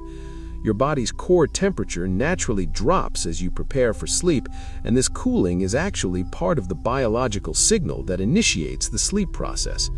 When your bedroom is too warm, it interferes with this natural temperature decline, making it harder to fall asleep and more likely that you'll wake during the night. Studies have consistently found that the optimal bedroom temperature for most adults falls between 60 and 67 degrees Fahrenheit, or roughly 15 to 19 degrees Celsius. If your bedroom temperature is above 70 degrees, it's likely too warm for optimal sleep. Heat disrupts REM sleep particularly severely, which is the stage of sleep most associated with dreaming and emotional processing. When you're too hot, your body can't complete the cooling process necessary for deep restorative sleep. You might find yourself throwing off covers, waking repeatedly, or sleeping restlessly without ever quite achieving the deep rest your body needs. The discomfort of being too warm can also increase the time it takes to fall asleep initially, as your body struggles against the environmental temperature trying to initiate its sleep processes. Conversely, sleeping in an environment that's too cold presents its own challenges, though they're generally less disruptive than sleeping in excessive heat. When you're cold, your body works harder to maintain its core temperature, constricting blood vessels and increasing cardiovascular effort. If your bedroom temperature falls below 60 degrees Fahrenheit, you might find it difficult to relax fully, and your body's efforts to stay warm can interfere with the ease of transition into sleep. The key is finding your personal sweet spot within that general range of 60 to 67 degrees, recognizing that some individual variation is normal. The solution to temperature control depends on your specific situation. If you can't easily control your bedroom temperature through central heating or cooling, there are other approaches. The weight and material of your bedding can make a significant difference. Natural materials like cotton and linen tend to breathe better than synthetic fabrics, helping to regulate temperature throughout the night. In warmer months or climates, consider lighter covers and moisture-wicking sheets. In colder conditions, layering blankets allows you to adjust your insulation level easily during the night without overheating. Some people find that using a fan serves multiple purposes. It provides gentle air circulation that can help regulate temperature and humidity, and the white noise it creates can mask disruptive sounds. Others benefit from a cooling pillow or mattress pad designed to draw heat away from the body. If your bedroom tends to be warm, taking a warm bath or shower before bed can actually help. As your body cools down after leaving the warm water, it triggers the temperature drop associated with sleep onset, making it easier to fall asleep even if your bedroom is slightly warmer than ideal. Humidity levels in your bedroom also play a significant role in sleep quality, though this factor receives less attention than temperature. The ideal bedroom humidity falls between 30 and 50%, according to the Environmental Protection Agency. When humidity is too high, above 60%, it creates conditions for mold and mildew growth, promotes dust mite proliferation, and can make breathing more difficult during sleep. You might wake with congestion, coughing, or a feeling of stuffiness. High humidity also interferes with your body's ability to cool itself through sweat evaporation, compounding the effects of warm temperatures. Low humidity creates a different set of problems. When the air is too dry, particularly common during winter months with indoor heating, you might experience dry throat and nasal passages, increased susceptibility to respiratory infections, irritated eyes, and dry, itchy skin. Very dry air can also worsen snoring and sleep apnea symptoms in people prone to these conditions. Research has found that bedroom humidity correlates with subjectively assessed sleepiness and poor sleep quality, making it an important factor to monitor and control. If you live in a humid climate or your bedroom tends to be damp, a dehumidifier can help bring moisture levels into the optimal range. In dry climates or during winter heating seasons, a humidifier can add necessary moisture to the air. Some modern humidifiers have built-in humidity sensors that maintain levels within your desired range automatically. If you don't have humidity control devices, simple measures like placing a bowl of water near a heat source in dry conditions or ensuring proper ventilation in humid conditions can help. Air quality in your bedroom extends beyond just humidity. Research has shown that particulate matter, carbon dioxide levels, and other air quality factors significantly affect sleep efficiency. When you sleep in a poorly ventilated room, carbon dioxide from your breathing accumulates, potentially reaching levels that subtly interfere with sleep quality. High carbon dioxide concentrations can cause headaches and affect your central nervous system. Similarly, dust, allergens, and other airborne particles can trigger inflammatory responses that disrupt sleep even if you're not consciously aware of them. Ensuring good air circulation in your bedroom helps address these issues. Opening a window, even just slightly, allows fresh air to enter and accumulated carbon dioxide to disperse. If outdoor air quality is poor or opening windows isn't practical due to noise or extreme temperatures, an air purifier with a HEPA filter can remove particulates and improve indoor air quality. Regular cleaning to minimize dust, washing bedding frequently in hot water to reduce dust mites, and avoiding strong fragrances or chemicals in your sleeping space all contribute to better air quality. The role of light in sleep regulation cannot be overstated. Your circadian rhythm, the internal clock governing sleep and wakefulness, is primarily synchronized by light exposure. During the day, bright light exposure, particularly in the morning, signals to your brain that it's time to be awake and alert. As evening approaches and light levels naturally decrease, your brain should begin producing melatonin, the hormone that promotes sleepiness. But in our modern world, we're exposed to artificial light well into the evening hours, and this extended light exposure can significantly disrupt sleep. Your bedroom should be as dark as possible during sleep hours. Even small amounts of light can interfere with melatonin production and disrupt sleep architecture.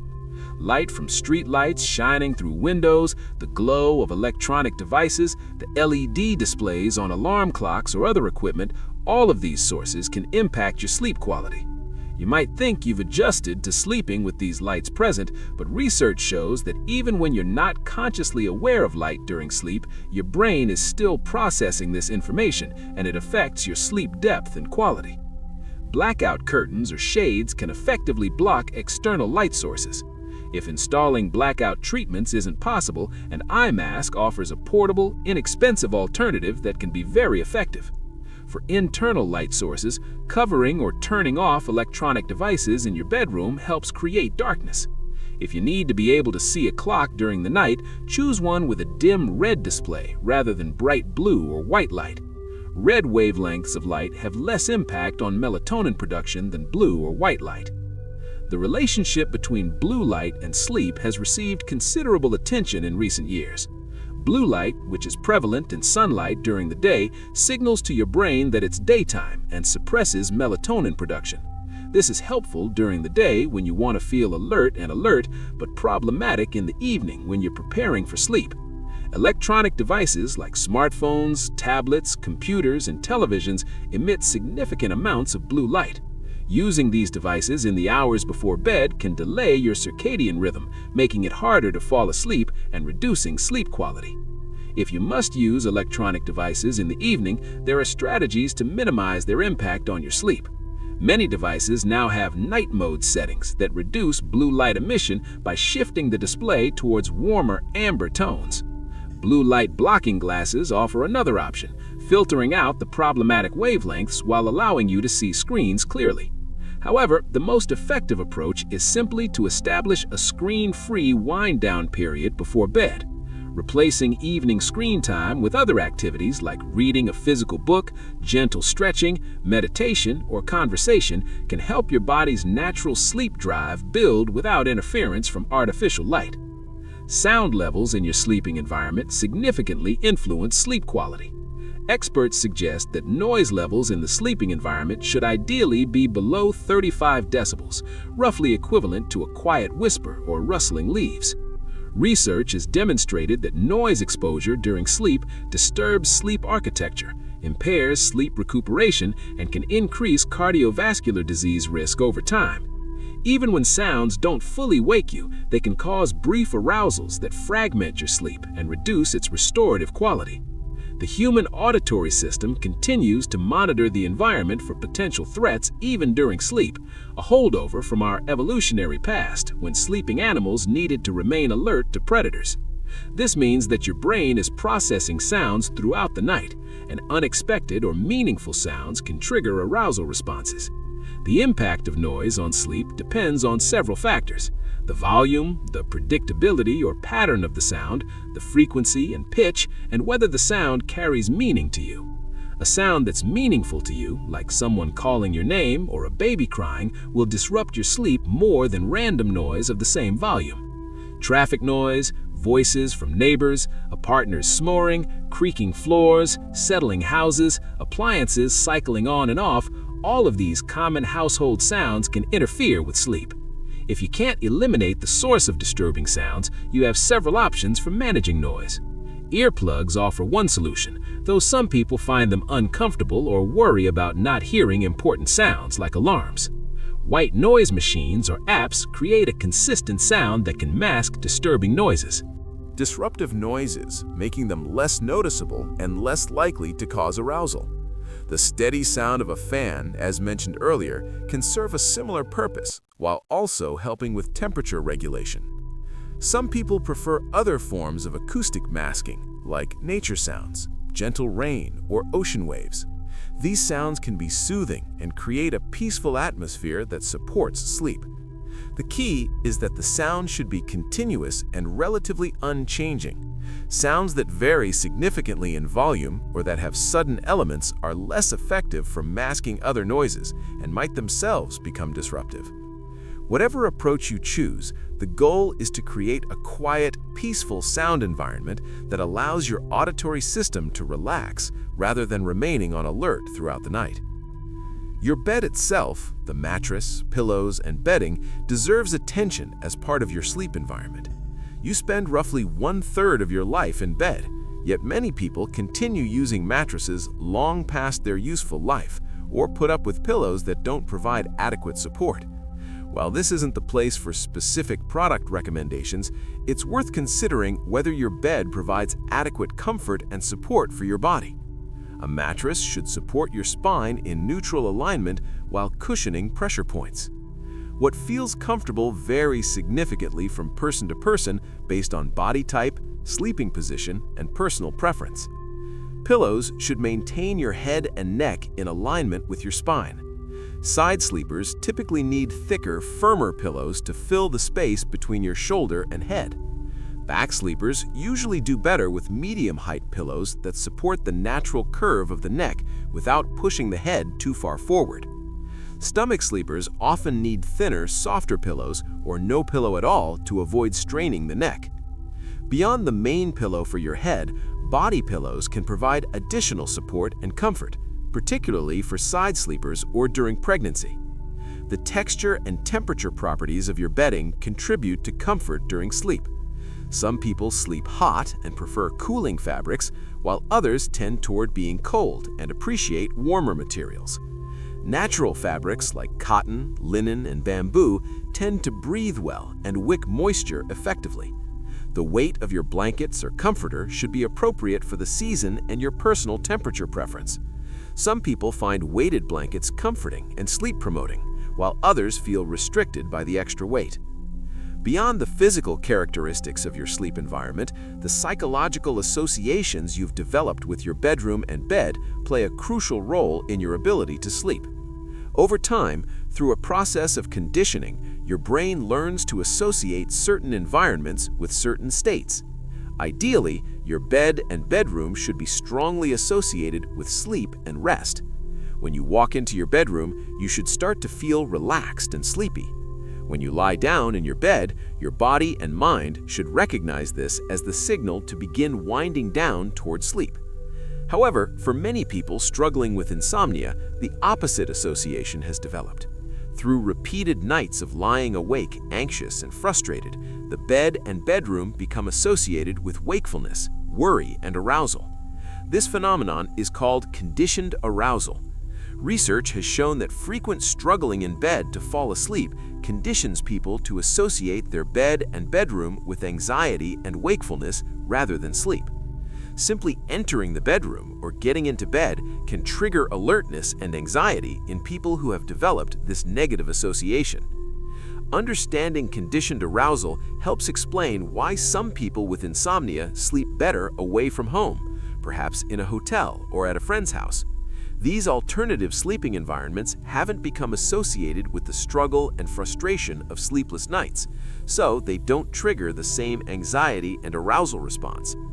Stimulus control therapy, developed by sleep researcher Richard Boutsen, specifically targets this conditioned arousal by helping people re-establish the association between bed and sleep. The principles of stimulus control provide practical guidance for protecting your bed's association with sleep. Use your bed only for sleep and physical intimacy with a partner. Avoid using your bed for activities like working, watching television, eating, scrolling through your phone, or worrying about problems. These activities should happen in other locations. If you can't fall asleep within about 20 minutes of lying down, get up and leave the bedroom. Do a quiet, relaxing activity in dim light elsewhere until you feel sleepy again, then return to bed. This prevents the accumulation of wakeful time in bed that strengthens the association between bed and wakefulness. Maintain a consistent wake time every morning, even on weekends and even if you've slept poorly. This helps anchor your circadian rhythm and build sleep pressure throughout the day. Avoid napping during the day if possible, or limit naps to early afternoon and keep them under 30 minutes. These practices help ensure that when you get into bed at night, your body has built up sufficient sleep pressure and your circadian rhythm is primed for sleep. Creating a sanctuary for sleep involves intentionally designing your bedroom to support rest. This goes beyond just the practical considerations of temperature, light, and sound. Think about the overall atmosphere of your sleeping space. Is it peaceful and calming, or is it cluttered, chaotic, and filled with reminders of work and responsibilities? While you don't need to create a perfect spa-like environment, making your bedroom a place that feels restful and separate from the demands of daily life can support better sleep. Decluttering your bedroom removes visual stimulation and creates a sense of order and calm. Removing work materials, exercise equipment, laundry piles, and other items not related to sleep helps establish the bedroom as a dedicated sleeping space. If you live in a small space where your bedroom must serve multiple functions, creating some kind of visual separation between the sleeping area and other activities can help your brain understand that different areas serve different purposes. The colors and decorations in your bedroom can influence the atmosphere. While personal preference should guide these choices, many people find that cooler, more muted colors create a restful feeling, while bright, vibrant colors can feel stimulating. The goal isn't to eliminate all personality from your sleeping space, but to create an environment that feels peaceful and conducive to rest, rather than energizing and activating. Fresh air and cleanliness contribute to the feeling of sanctuary in your bedroom. Opening windows regularly to air out the room, changing bedding frequently, and keeping surfaces clean and dust-free all support the sense that your bedroom is a special, cared-for space dedicated to your rest and rejuvenation. Some people find that certain scents support relaxation and sleep. Lavender has been studied for its potentially calming effects, though any scent you personally find soothing and associate with relaxation can be helpful. The key is that it shouldn't be overpowering or chemical smelling, which might interfere with air quality and breathing. The ritual of preparing for sleep. The transition from wakefulness to sleep isn't typically immediate. Your body and mind need time to shift gears, to move from the active engagement of daytime to the receptive rest of nighttime. Developing a consistent pre-sleep routine can signal to your body that rest is approaching and help ease this transition. This routine becomes a form of self-care, a way of honoring your need for rest and creating the conditions that support sleep. The timing of this wind-down routine matters. Beginning your preparation for sleep 30 minutes to an hour before your intended bedtime gives your body adequate time to shift into a more restful state. Starting this routine at approximately the same time each evening helps reinforce your circadian rhythm and creates predictability that your body comes to rely on. Your body learns to anticipate sleep when these familiar cues appear, beginning to produce melatonin and initiate the physiological changes that prepare you for rest. The activities you choose for your wind-down routine should be genuinely relaxing and enjoyable for you, not something you force yourself to do out of obligation. Reading is a popular choice for many people, offering a way to quiet the mind and shift attention away from daily concerns. Choosing reading material that's interesting enough to hold your attention, but not so stimulating that it increases arousal, helps. Many people find that fiction works better than work-related material or intensely suspenseful thrillers that might increase heart rate and mental activation. Gentle stretching or restorative yoga can help release physical tension accumulated during the day. Moving through simple, easy poses allows you to tune into your body, notice areas of tightness, and consciously release them. This doesn't need to be a full yoga practice, just a few minutes of gentle movement that feels good to your body. Forward folds, gentle twists, and reclining poses with supported relaxation can be particularly calming. The key is moving slowly and mindfully, paying attention to the sensations in your body rather than pushing toward any particular achievement. Taking a warm bath or shower before bed can support sleep in multiple ways. The warm water helps relax tense muscles and can be inherently soothing and comforting.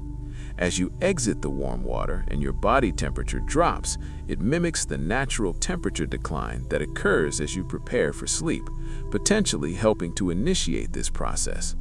Some people add Epsom salts, which contain magnesium that can be absorbed through the skin and may support relaxation. Others use calming essential oils or simply enjoy the quiet, private time to reflect on the day and release its demands. Writing can be a powerful tool for clearing your mind before sleep. Some people keep a journal where they process the day's events and emotions, getting worries and concerns out of their head and onto paper where they can be left until morning. Others find that writing a to-do list for the next day helps them release the mental burden of trying to remember everything they need to do. Once tasks are written down, your mind can stop rehearsing them. Some people prefer gratitude journaling, ending the day by noting things they're thankful for, which can shift attention toward positive aspects of life rather than problems and concerns. Gentle, calming music or sounds can be part of your wind-down routine. Classical music, ambient instrumental pieces, nature sounds, or specific music designed for relaxation can help transition your nervous system toward rest. The volume should be low enough that you have to be still to hear it clearly, encouraging quiet and rest. Some people find that listening to the same calming music or sounds every evening as part of their routine becomes a powerful sleep cue, their body learning to associate these particular sounds with the approaching opportunity to rest. Meditation or relaxation exercises specifically designed for bedtime can be valuable parts of your wind-down routine. Guided meditations that focus on body relaxation, breath awareness, or gentle visualization can help quiet mental chatter and prepare your body for sleep. Progressive muscle relaxation, where you systematically tense and then release different muscle groups, can reveal and release physical tension you weren't consciously aware of. Breathing exercises that emphasize longer exhales than inhales help activate your parasympathetic nervous system, the part responsible for rest and digest functions. Whatever activities you choose for your wind-down routine, approach them with intention and presence. This isn't just a checklist of tasks to complete before sleep. It's a ritual of self-care, a way of transitioning from the demands of the day to the gift of rest. Move slowly without rushing. Notice the sensations, smells, sounds, and feelings of each activity. This mindful attention helps anchor you in the present moment and begins to quiet the mind's tendency to project into the future or rehash the past. As your wind-down routine concludes and you prepare to get into bed, take a moment to consciously set your intention. You might say to yourself, silently or aloud, something like, "I've done what I can today. For now, I release my hold on the world and allow myself to rest. My body knows how to sleep, and I trust in this natural process. Whatever comes tonight, I will meet it with kindness and patience." This isn't about forcing positive thinking or denying difficulties, but about creating a mental posture of acceptance and trust as you enter the night. Transition to sleep. The evening light has faded completely now, leaving the world wrapped in the gentle darkness of night. In this quiet hour, when the day's demands have finally released their grip, you find yourself preparing for rest. The activities of your evening routine have helped ease the transition, your body beginning to recognize the familiar signals that sleep is approaching. Your bedroom welcomes you, cool and dark and quiet, a sanctuary set apart from the busy world beyond its walls. You settle yourself into bed, feeling the mattress receive your weight, the pillow cradling your head, the covers drawn up to provide just the right amount of warmth without heaviness. Your body begins to register the comfort of being horizontal, the relief of finally lying down after a long day of bearing your weight. Muscles that have been working all day to hold you upright, to move you through space, to accomplish countless tasks, these muscles can finally begin to soften and release. You take a slow, deep breath, feeling your chest and belly expand with the inflow of air. As you exhale, you might notice a subtle sense of letting go, as if the breath carries away some of the day's tension. You don't need to make the breath do anything special, don't need to control or perfect it. Simply notice the natural rhythm of breathing. Your body knows exactly how to draw in what it needs and release what it no longer requires. Each exhale is a small act of release, a gentle letting go. Your attention drifts through your body, noticing without judgment whatever sensations are present. Perhaps there's some lingering tension in your shoulders or jaw. You don't try to force this tension away, but simply acknowledge it with kindness. There's tension here. My body has been working hard. It makes sense that there's some tightness remaining. This acknowledgement itself, this gentle awareness without demand for change, often allows tension to begin releasing on its own, like ice gradually melting in the warmth of the sun. The darkness around you feels like a soft blanket, providing privacy and protection. In this darkness, you're free from the world's gaze, from expectations and demands. No one needs anything from you in this moment. There's nowhere you need to go, nothing you need to accomplish. The only task before you is to rest, and even this isn't truly a task, but an allowing, a surrendering into the natural rhythms of your body and mind. Outside your window, the world continues its nighttime activities. Perhaps you can hear the distant sound of cars passing, the wind moving through trees, the settling sounds of your house. These sounds don't disturb you. Instead, they become part of the larger lullaby of night, reminders that you're not alone in the darkness, that the world goes on in its rhythms while you rest. The sounds come and go, and you notice them without needing to track them or give them meaning.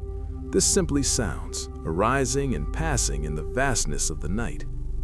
Your mind may still be producing thoughts, and this is perfectly natural. You don't scold yourself for thinking. Don't treat thoughts as enemies to be vanquished.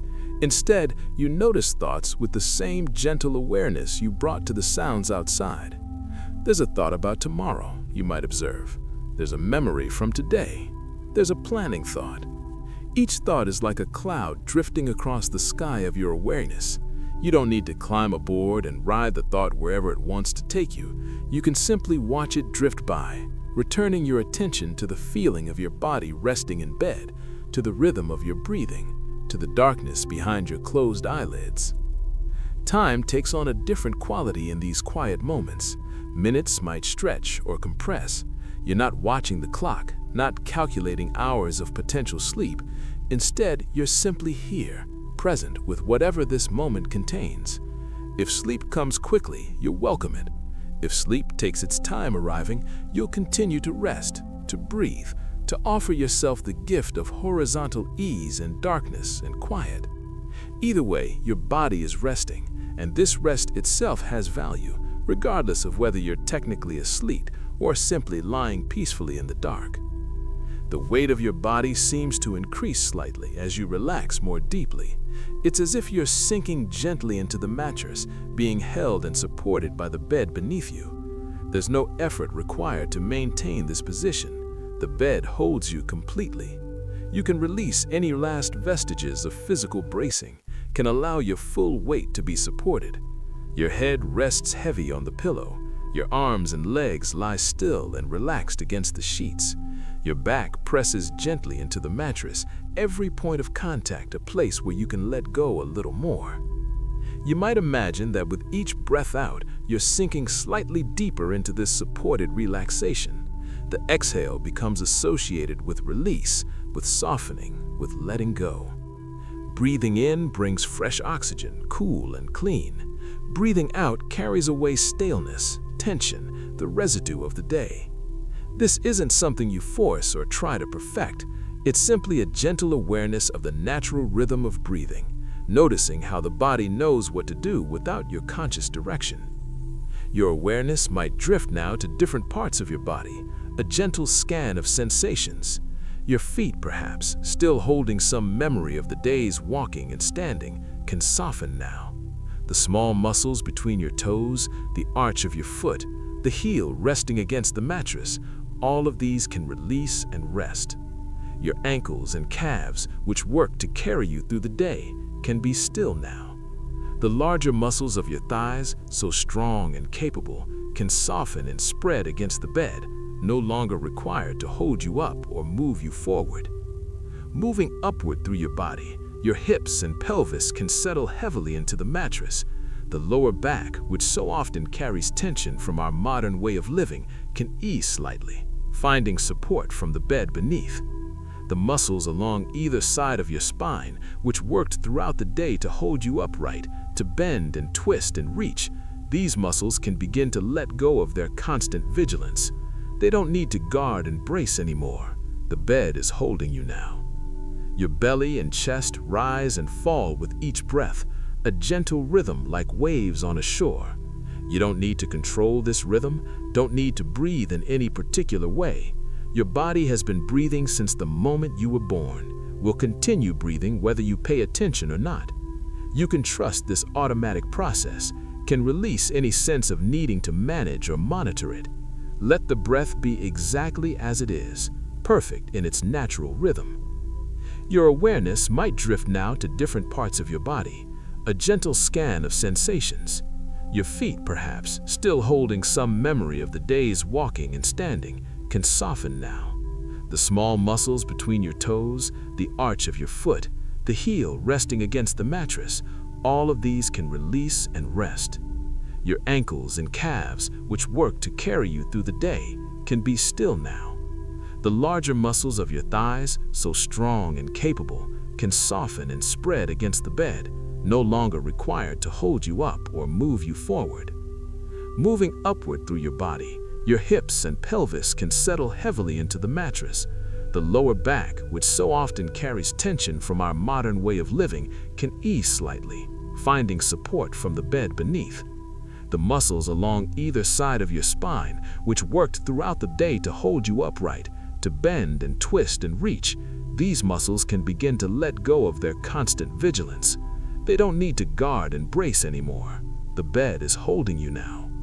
Your belly and chest rise and fall with each breath, a gentle rhythm like waves on a shore. You don't need to control this rhythm, don't need to breathe in any particular way. Your body has been breathing since the moment you were born, will continue breathing whether you pay attention or not. You can trust this automatic process, can release any sense of needing to manage or monitor it. Let the breath be exactly as it is, perfect in its natural rhythm. Your shoulders might carry particular tension, as so many people's shoulders do. Our modern lives of hunching over desks and screens, of carrying bags and responsibilities, often manifest as tightness across the shoulders and upper back. You can allow your shoulders to drop away from your ears, to spread wide across the bed. Imagine the space between your shoulder blades broadening, your collarbones spreading. There's room here for the shoulders to rest, to release their constant lifting and bracing. Your arms lie alongside your body or rest gently on the bed wherever they've naturally fallen. The upper arms, elbows, forearms, and wrists can all soften. Your hands, which have done so much today, grasping, typing, touching, carrying, can unfold and rest, palms open or lightly curled, fingers loose and still. Each finger can release, no longer needing to grip or hold anything. Even your thumbs, so constantly active in our screen-focused world, can rest. Moving to your head and neck, you might notice any tension in your throat or jaw. The jaw is a common place for people to hold stress, often clenching or grinding without realizing it. You can let your teeth part slightly, your tongue resting gently in your mouth without pressing against the roof or teeth. The muscles of your throat and neck can soften, no longer needing to hold your head up. Your head rests fully on the pillow, heavy and supported. Your face holds dozens of small muscles, and many of them carry tension. You can invite these muscles to soften now. The muscles around your eyes can ease, allowing your eyelids to rest gently closed without any squeezing or holding. Your forehead can smooth, letting go of any furrowing or creasing. The muscles around your mouth and cheeks can soften into neutrality. Even the small muscles of your scalp can release any subtle tension, allowing your whole head to rest heavy and still. As your physical body settles into deeper relaxation, your mind might begin to quiet as well. This isn't something you force or demand. You don't scold your mind for thinking, don't treat thoughts as enemies to be vanquished. Instead, you notice thoughts with the same gentle awareness you brought to the sounds outside. There's a thought about tomorrow, you might observe. There's a memory from today. There's a planning thought. Each thought is like a cloud drifting across the sky of your awareness. You don't need to climb aboard and ride the thought wherever it wants to take you.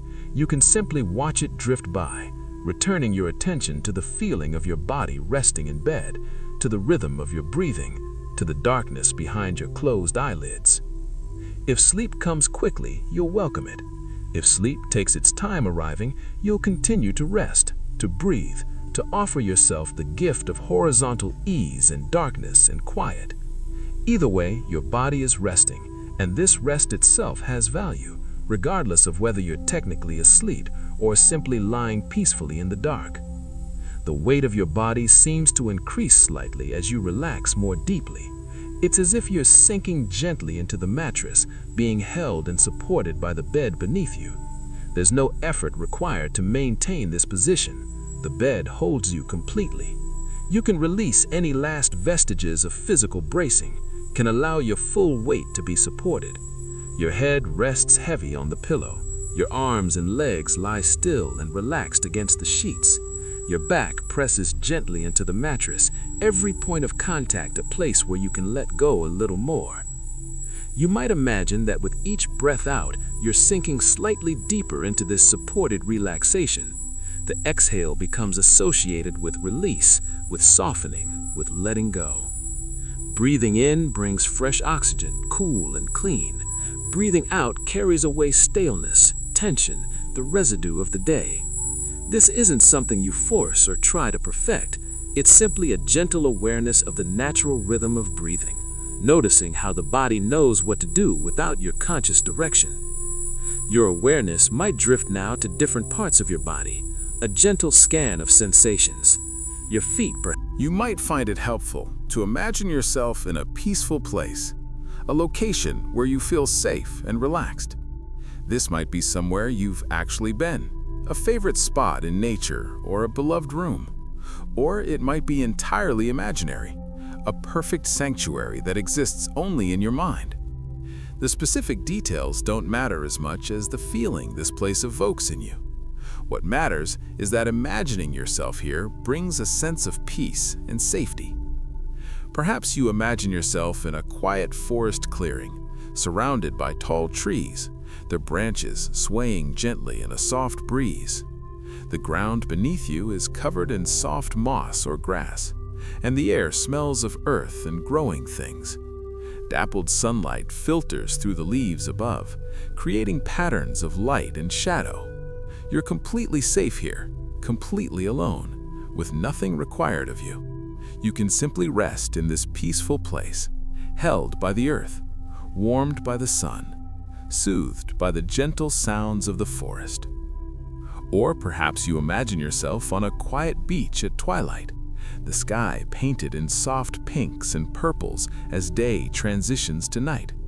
You're lying on soft sand, still warm from the day's sun. The sound of gentle waves rolling in and out creates a rhythm that matches your breathing. In and out, ebb and flow. Nothing to do, nowhere to go. The vast ocean before you seems to hold all the peace and spaciousness in the world, and you're part of this peace, resting at the edge between land and sea. Maybe your peaceful place is indoors, perhaps a cozy cabin with a fire crackling softly in the fireplace. You're wrapped in soft blankets, warm and comfortable, watching the flames dance and listening to the rain tapping gently on the windows. You're perfectly safe and dry, protected from the storm, held in warmth and comfort. The rain and the fire provide a gentle soundscape that wraps around you like another blanket, insulating you from any worries or concerns. Wherever your imagination takes you, allow yourself to rest fully in this peaceful place. Notice the details through all your senses. What do you see? What sounds are present? What do you smell? How does your body feel in this place? What's the temperature? Is there any movement, or is everything still? Let this imagined sanctuary become vivid and real in your mind, a place of complete rest and safety, where nothing can harm you and nothing is required of you. As you rest in this peaceful visualization, your breathing may naturally slow and deepen. Your heart rate might decrease. The muscles of your body continue to soften and release. These physiological changes are your body's natural response to feeling safe and relaxed. You don't need to make them happen, just as you don't need to make your heart beat or your food digest. Your body knows how to move toward rest when the conditions are right, and you are creating these conditions now, through this gentle, peaceful awareness. Time seems to expand and dissolve. You're not tracking minutes or calculating how long you've been lying here. The concept of time becomes less important, less relevant. There's only this moment, and this moment is peaceful. Whether you're moving toward sleep or simply resting wakefully, you're doing exactly what you need to be doing right now. There's no failure in being awake, no achievement in falling asleep. There's only this gentle resting, this kind allowing, this peaceful being. Your breathing continues in its natural rhythm, requiring no effort or attention from you.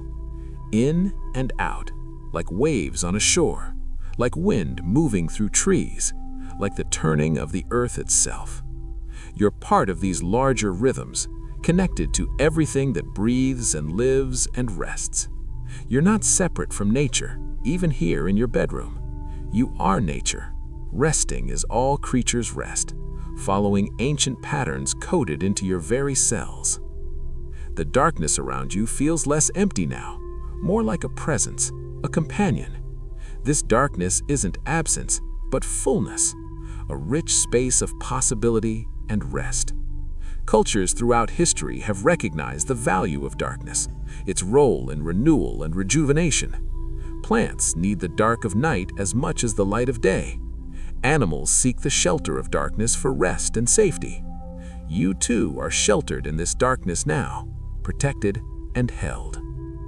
If thoughts continue to arise, you meet them with the same gentle awareness you've been practicing.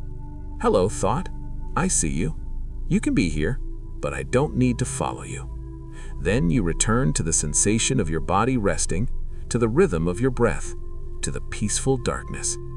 Each return is a small act of choice, of bringing yourself back to this moment, to this body, to this bed. And each return strengthens your ability to rest in presence rather than getting lost in thought. Your body is doing its work of restoration even now, even if you're not yet deeply asleep. Lying quietly in the dark, your heart rate lower than during the day, your body is beginning processes of repair and renewal. Your immune system is active, maintaining health. Your cells are regenerating. Your brain, even if still producing thoughts, is processing the day's experiences, sorting and filing memories. Rest is happening, even in wakefulness. Trust that your body knows what it needs and is taking care of itself. As minutes pass, which might feel like moments or like hours in this timeless dark, you continue to rest. Your only job is to be here, to breathe, to allow.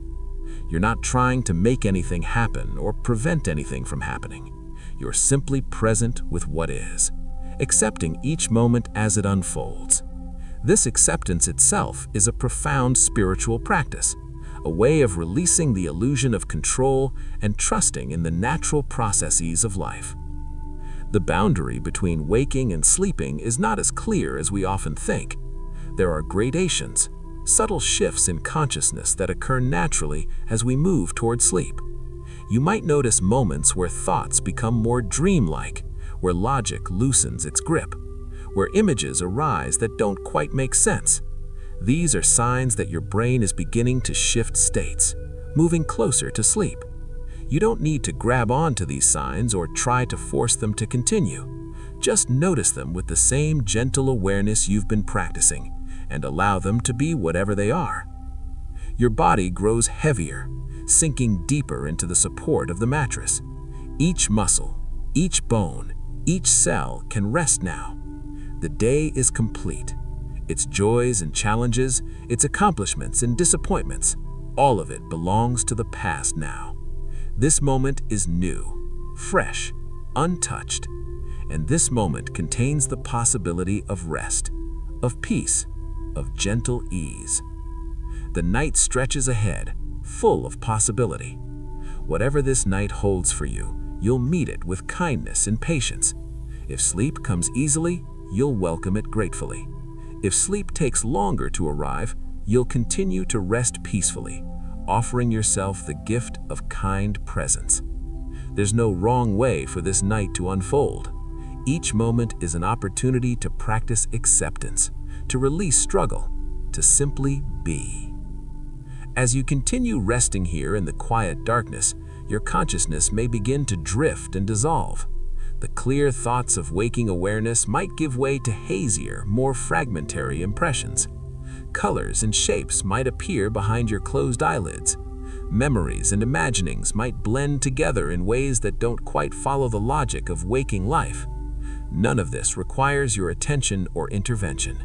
You can simply allow consciousness to transform itself however it needs to, trusting that your brain knows how to navigate these transitions. You might find it helpful to imagine yourself in a peaceful place, a location where you feel safe and relaxed. This might be somewhere you've actually been, a favorite spot in nature or a beloved room, Or it might be entirely imaginary, a perfect sanctuary that exists only in your mind. The specific details don't matter as much as the feeling this place evokes in you. What matters is that imagining yourself here brings a sense of peace and safety. Perhaps you imagine yourself in a quiet forest clearing, surrounded by tall trees, their branches swaying gently in a soft breeze. The ground beneath you is covered in soft moss or grass, and the air smells of earth and growing things. Dappled sunlight filters through the leaves above, creating patterns of light and shadow. You're completely safe here, completely alone, with nothing required of you. You can simply rest in this peaceful place, held by the earth, warmed by the sun, soothed by the gentle sounds of the forest. Or perhaps you imagine yourself on a quiet beach at twilight, the sky painted in soft pinks and purples as day transitions to night. You're lying on soft sand, still warm from the day's sun. The sound of gentle waves rolling in and out creates a rhythm that matches your breathing. In and out, ebb and flow.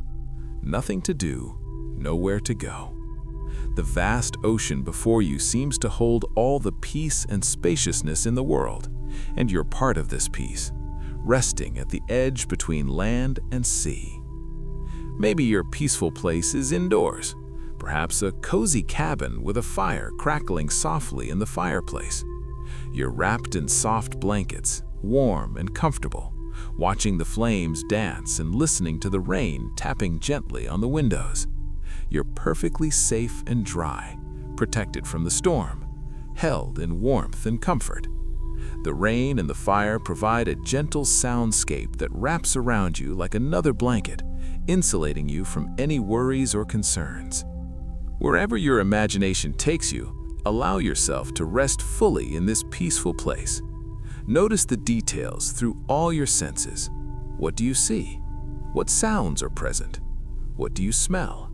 How does your body feel in this place? What's the temperature? Is there any movement, or is everything still? Let this imagined sanctuary become vivid and real in your mind, a place of complete rest and safety, where nothing can harm you and nothing is required of you. As you rest in this peaceful visualization, your breathing may naturally slow and deepen. Your heart rate might decrease. The muscles of your body continue to soften and release. These physiological changes are your body's natural response to feeling safe and relaxed. You don't need to make them happen, just as you don't need to make your heart beat or your food digest. Your body knows how to move toward rest when the conditions are right, and you are creating these conditions now, through this gentle, peaceful awareness. Time seems to expand and dissolve. You're not tracking minutes or calculating how long you've been lying here. The concept of time becomes less important, less relevant. There's only this moment, and this moment is peaceful. Whether you're moving toward sleep or simply resting wakefully, you're doing exactly what you need to be doing right now. There's no failure in being awake, no achievement in falling asleep. There's only this gentle resting, this kind allowing, this peaceful being. Your breathing continues in its natural rhythm, requiring no effort or attention from you. In and out, like waves on a shore, like wind moving through trees, like the turning of the earth itself. You're part of these larger rhythms, connected to everything that breathes and lives and rests. You're not separate from nature, even here in your bedroom. You are nature, resting as all creatures rest, following ancient patterns coded into your very cells. The darkness around you feels less empty now, more like a presence, a companion. This darkness isn't absence, but fullness, a rich space of possibility and rest. Cultures throughout history have recognized the value of darkness, its role in renewal and rejuvenation. Plants need the dark of night as much as the light of day. Animals seek the shelter of darkness for rest and safety. You too are sheltered in this darkness now, protected and held. If thoughts continue to arise, you meet them with the same gentle awareness you've been practicing. Hello, thought. I see you. You can be here, but I don't need to follow you. Then you return to the sensation of your body resting, to the rhythm of your breath, to the peaceful darkness. Each return is a small act of choice, of bringing yourself back to this moment, to this body, to this bed. And each return strengthens your ability to rest in presence rather than getting lost in thought. Your body is doing its work of restoration even now, even if you're not yet deeply asleep. Lying quietly in the dark, your heart rate lower than during the day, your body is beginning processes of repair and renewal. Your immune system is active, maintaining health. Your cells are regenerating. Your brain, even if still producing thoughts, is processing the day's experiences, sorting and filing memories. Rest is happening, even in wakefulness. Trust that your body knows what it needs and is taking care of itself. As minutes pass, which might feel like moments or like hours in this timeless dark, you continue to rest. Your only job is to be here, to breathe, to allow. You're not trying to make anything happen or prevent anything from happening. You're simply present with what is, accepting each moment as it unfolds. This acceptance itself is a profound spiritual practice, a way of releasing the illusion of control and trusting in the natural processes of life. The boundary between waking and sleeping is not as clear as we often think. There are gradations, subtle shifts in consciousness that occur naturally as we move toward sleep. You might notice moments where thoughts become more dreamlike, where logic loosens its grip, where images arise that don't quite make sense. These are signs that your brain is beginning to shift states, moving closer to sleep. You don't need to grab onto these signs or try to force them to continue. Just notice them with the same gentle awareness you've been practicing and allow them to be whatever they are. Your body grows heavier, sinking deeper into the support of the mattress. Each muscle, each bone, each cell can rest now. The day is complete. Its joys and challenges, its accomplishments and disappointments, all of it belongs to the past now. This moment is new, fresh, untouched, and this moment contains the possibility of rest, of peace, of gentle ease. The night stretches ahead, full of possibility. Whatever this night holds for you, you'll meet it with kindness and patience. If sleep comes easily, you'll welcome it gratefully. If sleep takes longer to arrive, you'll continue to rest peacefully, offering yourself the gift of kind presence. There's no wrong way for this night to unfold. Each moment is an opportunity to practice acceptance, to release struggle, to simply be.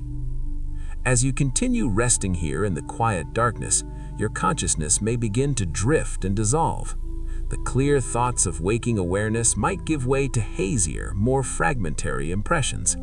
Colors and shapes might appear behind your closed eyelids. Memories and imaginings might blend together in ways that don't quite follow the logic of waking life. None of this requires your attention or intervention. You can simply allow consciousness to transform itself however it needs to, trusting that your brain knows how to navigate these transitions. The sound of your own breathing might become more prominent, or it might fade into the background. External sounds might seem to come from very far away, as if you're sinking down through layers of awareness, moving away from the surface of waking consciousness toward deeper waters. This sinking, this drifting is natural and safe. There's nowhere to go but here, nothing to do but allow. Your body and mind are communicating in languages below the level of conscious thought. Chemical signals are being sent and received. Neurons are firing in patterns that support rest and restoration. Temperature continues to drop slightly as your body moves toward its lowest point in the circadian rhythm. All of these biological processes are happening without your direction or control, evidence of the deep intelligence of your body, the wisdom that operates outside of conscious awareness. In this quiet darkness, you might reflect on the thousands of nights you've already lived through, the countless times you've gone to sleep and awakened again. Your body has done this before, knows this pattern intimately. Even if tonight feels different or difficult, your body carries the memory of thousands of successful transitions from waking to sleeping. That wisdom is available to you now, supporting you even if you can't consciously feel it. Perhaps you recall the feeling of waking refreshed and rested, that sense of renewal that comes after good sleep. Your body remembers this too, knows what true rest feels like, and is drawn toward that state.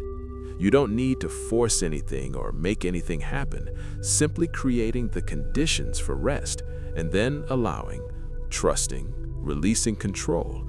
This is all that's required. The rest will take care of itself.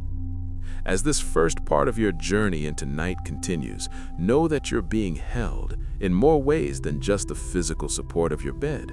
You're held by the darkness, by the quiet, by the ancient rhythms of day and night that have governed life on earth for billions of years. You're held by your own kindness toward yourself, by your willingness to rest, by your courage to release the demands and defenses of the day. You're held by the simple truth that you deserve rest, that rest is your birthright, that nothing needs to be earned or proven for you to be worthy of peace. And so you rest, breathing softly in the darkness, your body supported, your mind growing quieter, your whole being invited into the restorative power of the night. Whatever comes, you'll meet it with gentleness. However long this process takes, you'll remain patient with yourself. This is your time, your night, your journey toward rest, and it is perfect exactly as it is.